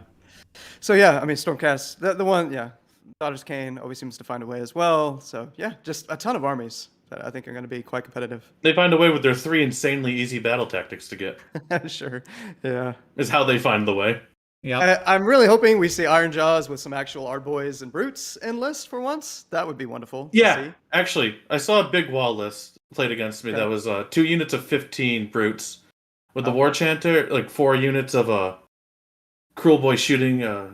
Bolt boys? Bolt boys, yeah. Yeah, Nashtooth, 2 war chanters, and the swamp collar shaman, and like that actually did an insane amount of work to my soul blight. Of course, that's only 1 game, but like I was pretty impressed with 30 attacks at 2 damage. Especially if what you think is true is like more of these t-shirt save kind of units are going out there. Yeah, sure. They'll be quite the tool to clear with it. More attacks. Yeah, you don't need quality damage. They're great. All right. Let's close it out. I kept these 2 in here just in case we needed to reference the Galletian command sharpshooters and veterans in case that question came up of, hey, what exactly do those battalions contain? I left that in there, as well as then the reference to the artifacts and enhancements just in case anybody was curious. It was the Night Flyer cloak is what I thought of earlier, by the by. That's the one that has to be set up within 1 inch of a friendly battle line. I apologize. 2 different weird teleport things, but yeah, only the one has the 1 inch requirement. Let's get to summary. By the way, hey, what's up, the Dias cast? We've referenced some of your thoughts earlier, and if you've watched this long, first of all, thank you, much appreciated. Hit that like button if you haven't subscribed already. Do so. We're in the final push, everybody. We're almost at 100K. We might get there after almost darn near 10 years with this channel. We might actually get there, slow and steady. This is the thank you for watching the Turtle channel. Where we go slow and steady to win this race by making only the content that seems interesting to all of us and not ever trying to do anything that's actually valuable in YouTube's eyes. So at any rate, I think the summary for me is this season promises some big changes. I think some things will remain the same. Shooting and power projection is still a very powerful strategy. If you can remove problem units, you still win, right? You may often not need the star. What's that? That's always going to be true, yeah. It's always going to be true. Like, ranged is by default powerful. That's why I invented bows. Yeah. Right, yeah. And nothing in the rules has fundamentally changed that this season. Because it's like, oh no, I can't shoot these guys. I probably, in most cases, wasn't going to shoot anyways, right? And by the way, if I'm using magic, I can still just mortal wound them off the table or whatever, or careen into them and eat them with some gnashing jaws or whatever. So you may not often need that sharpshooter battalion, and many of the shooting armies may be incentivized to stay 1-drop and control the tempo of the game, which, as we said earlier, may or may not work out in their favor, based on the nature of the battle plans and things like that. And then Josh A said, Vince, thanks for the show. Can you tell me where to find your Arch Warlock build? It's real simple, man. It's the Arch Warlock plus the Devious Adversary command trait, and then plus you give him Flaming Weapon, obviously, and he uses his own Warpstone Sparks to benefit his hit and wound. I mean, that's basically what it is. There's probably a magic item in there, but I don't remember what it is. You want the Claw Lord to follow him around as a little buddy with the Rust Charm and just walk up to the thing and fight the same units he's fighting to give the negative saves. Okay, that's basically the build. He's got a little Claw Lord companion. Okay, and then powerful infantry that was kept in check by bounty hunters is back. Armies that don't mind being high drops will make the best use of the new battalions, and some armies are simply straight losers in this new season, Suns being the prime example. All right, so that's it. Did I miss anything in my summary? Alex, any final thoughts you want to leave anybody with? Yes, and on I think 4 wound infantry is going to be huge this season, even with the crappy save ones in Vec and the ogres, because they're not dealing with bounty hunters and they're pretty durable to most stuff without bounty hunters. So I think that's going to be a huge powerful infantry would be in check. That's a perfect example. Stalkers too, from OBR. Yep. So mostly just yes ands here. Yeah. Sun's definitely a huge loser. And then some armies are going to love the new battalions, but there's stuff that we're never ever going to take 1-drop anyway. Right. Yep. Right. I agree. Tyler? Yeah, good summary, man. Not a lot is coming to mind to add on to it. I mean, one thing that just popped in my head, we didn't talk a whole lot about Stormcast. Obviously, I'm very biased around, but Stormkeep almost went away entirely. That was a big loser of last season, right? I am curious to see if some people try to make Stormkeep work. count as 3 durable bodies, 15 Vindictors, or even Sequitors, 2x10 Sequitors. Like, there's a number of these you can lean into, particularly with Gardas and Hallowed Knights, 5-up Ward Bubble, Fighting on Death on a 4-up. Like, these various things that you can stack that I think might make Stormkeep interesting if you then put in some mobility pieces with it. Oh, yeah, curious. Just a number of lists. I think there's a lot of space for new and intriguing list design if there are enough Johnnies in the community to push things forward. So I'm really excited about that, especially. But like we talked about near the top, I think the main change with lists right off the bat is going to be bounty hunters going away, more bodies coming back. Not so much the Galletian Champions. I don't think the Galletian Champions is really going to move the needle a whole lot on average when it comes to list design. Do you guys agree with that, or? I agree. It's icing. Okay. If you were in a position to just take advantage of it, you're going to be happy to have it. But I'm not building for that tool. Right. Agreed.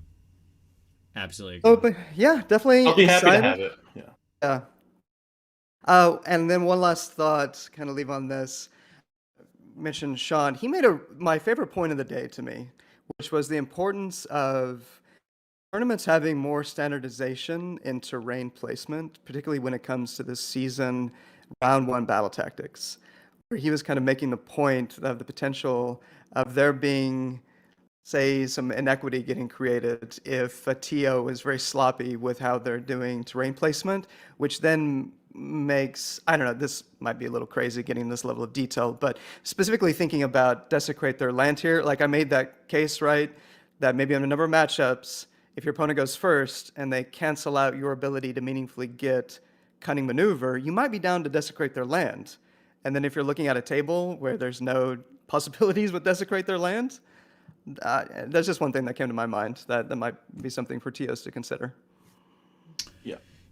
Yeah, I agree that, I mean, I think that you won't see, like, it's just not how it's going to be. Terrain will still be pretty random because terrain is terrain. It's hard, so it'll be what the TO has access to and what and they'll do the best they can do with it, right? Like, it just is what it is when it comes to that. Like, I'd love to say there's some different world, but there's not. All right, cool. Very good. Well, thank you everyone for watching. We certainly appreciate it. Alex, thank you so much, buddy. Absolute pleasure. Thank you for having me, and thank you for taking a chance on literally a nobody to come on your show. Nonsense. Alex, it was an absolute pleasure. Alex's channel is linked down below. Go check that out, as we mentioned earlier, so hit that up, as well as all of the links and things that we shared earlier in the show during the pick of the week. You can find all those. Don't forget to hit like, subscribe, as I mentioned. We're on the journey to 100,000. I think we can get there. It's going to be very exciting. But thank you so much for watching. If you want to support the channel, there's a Patreon link down below focused on hobby and taking your next step on your hobby journey and review and feedback. There's a merch store down there. You can check that out as well. I was actually looking at some new merch store options and new merch options over last weekend with Uncle Adam. So I'm probably going to be moving that soon. So if you want to wait on that, I understand. But we're gonna very excited about some things that'll happen later in the year there. And as always, thank you so much for watching. We really appreciate it. We'll see you next Wednesday.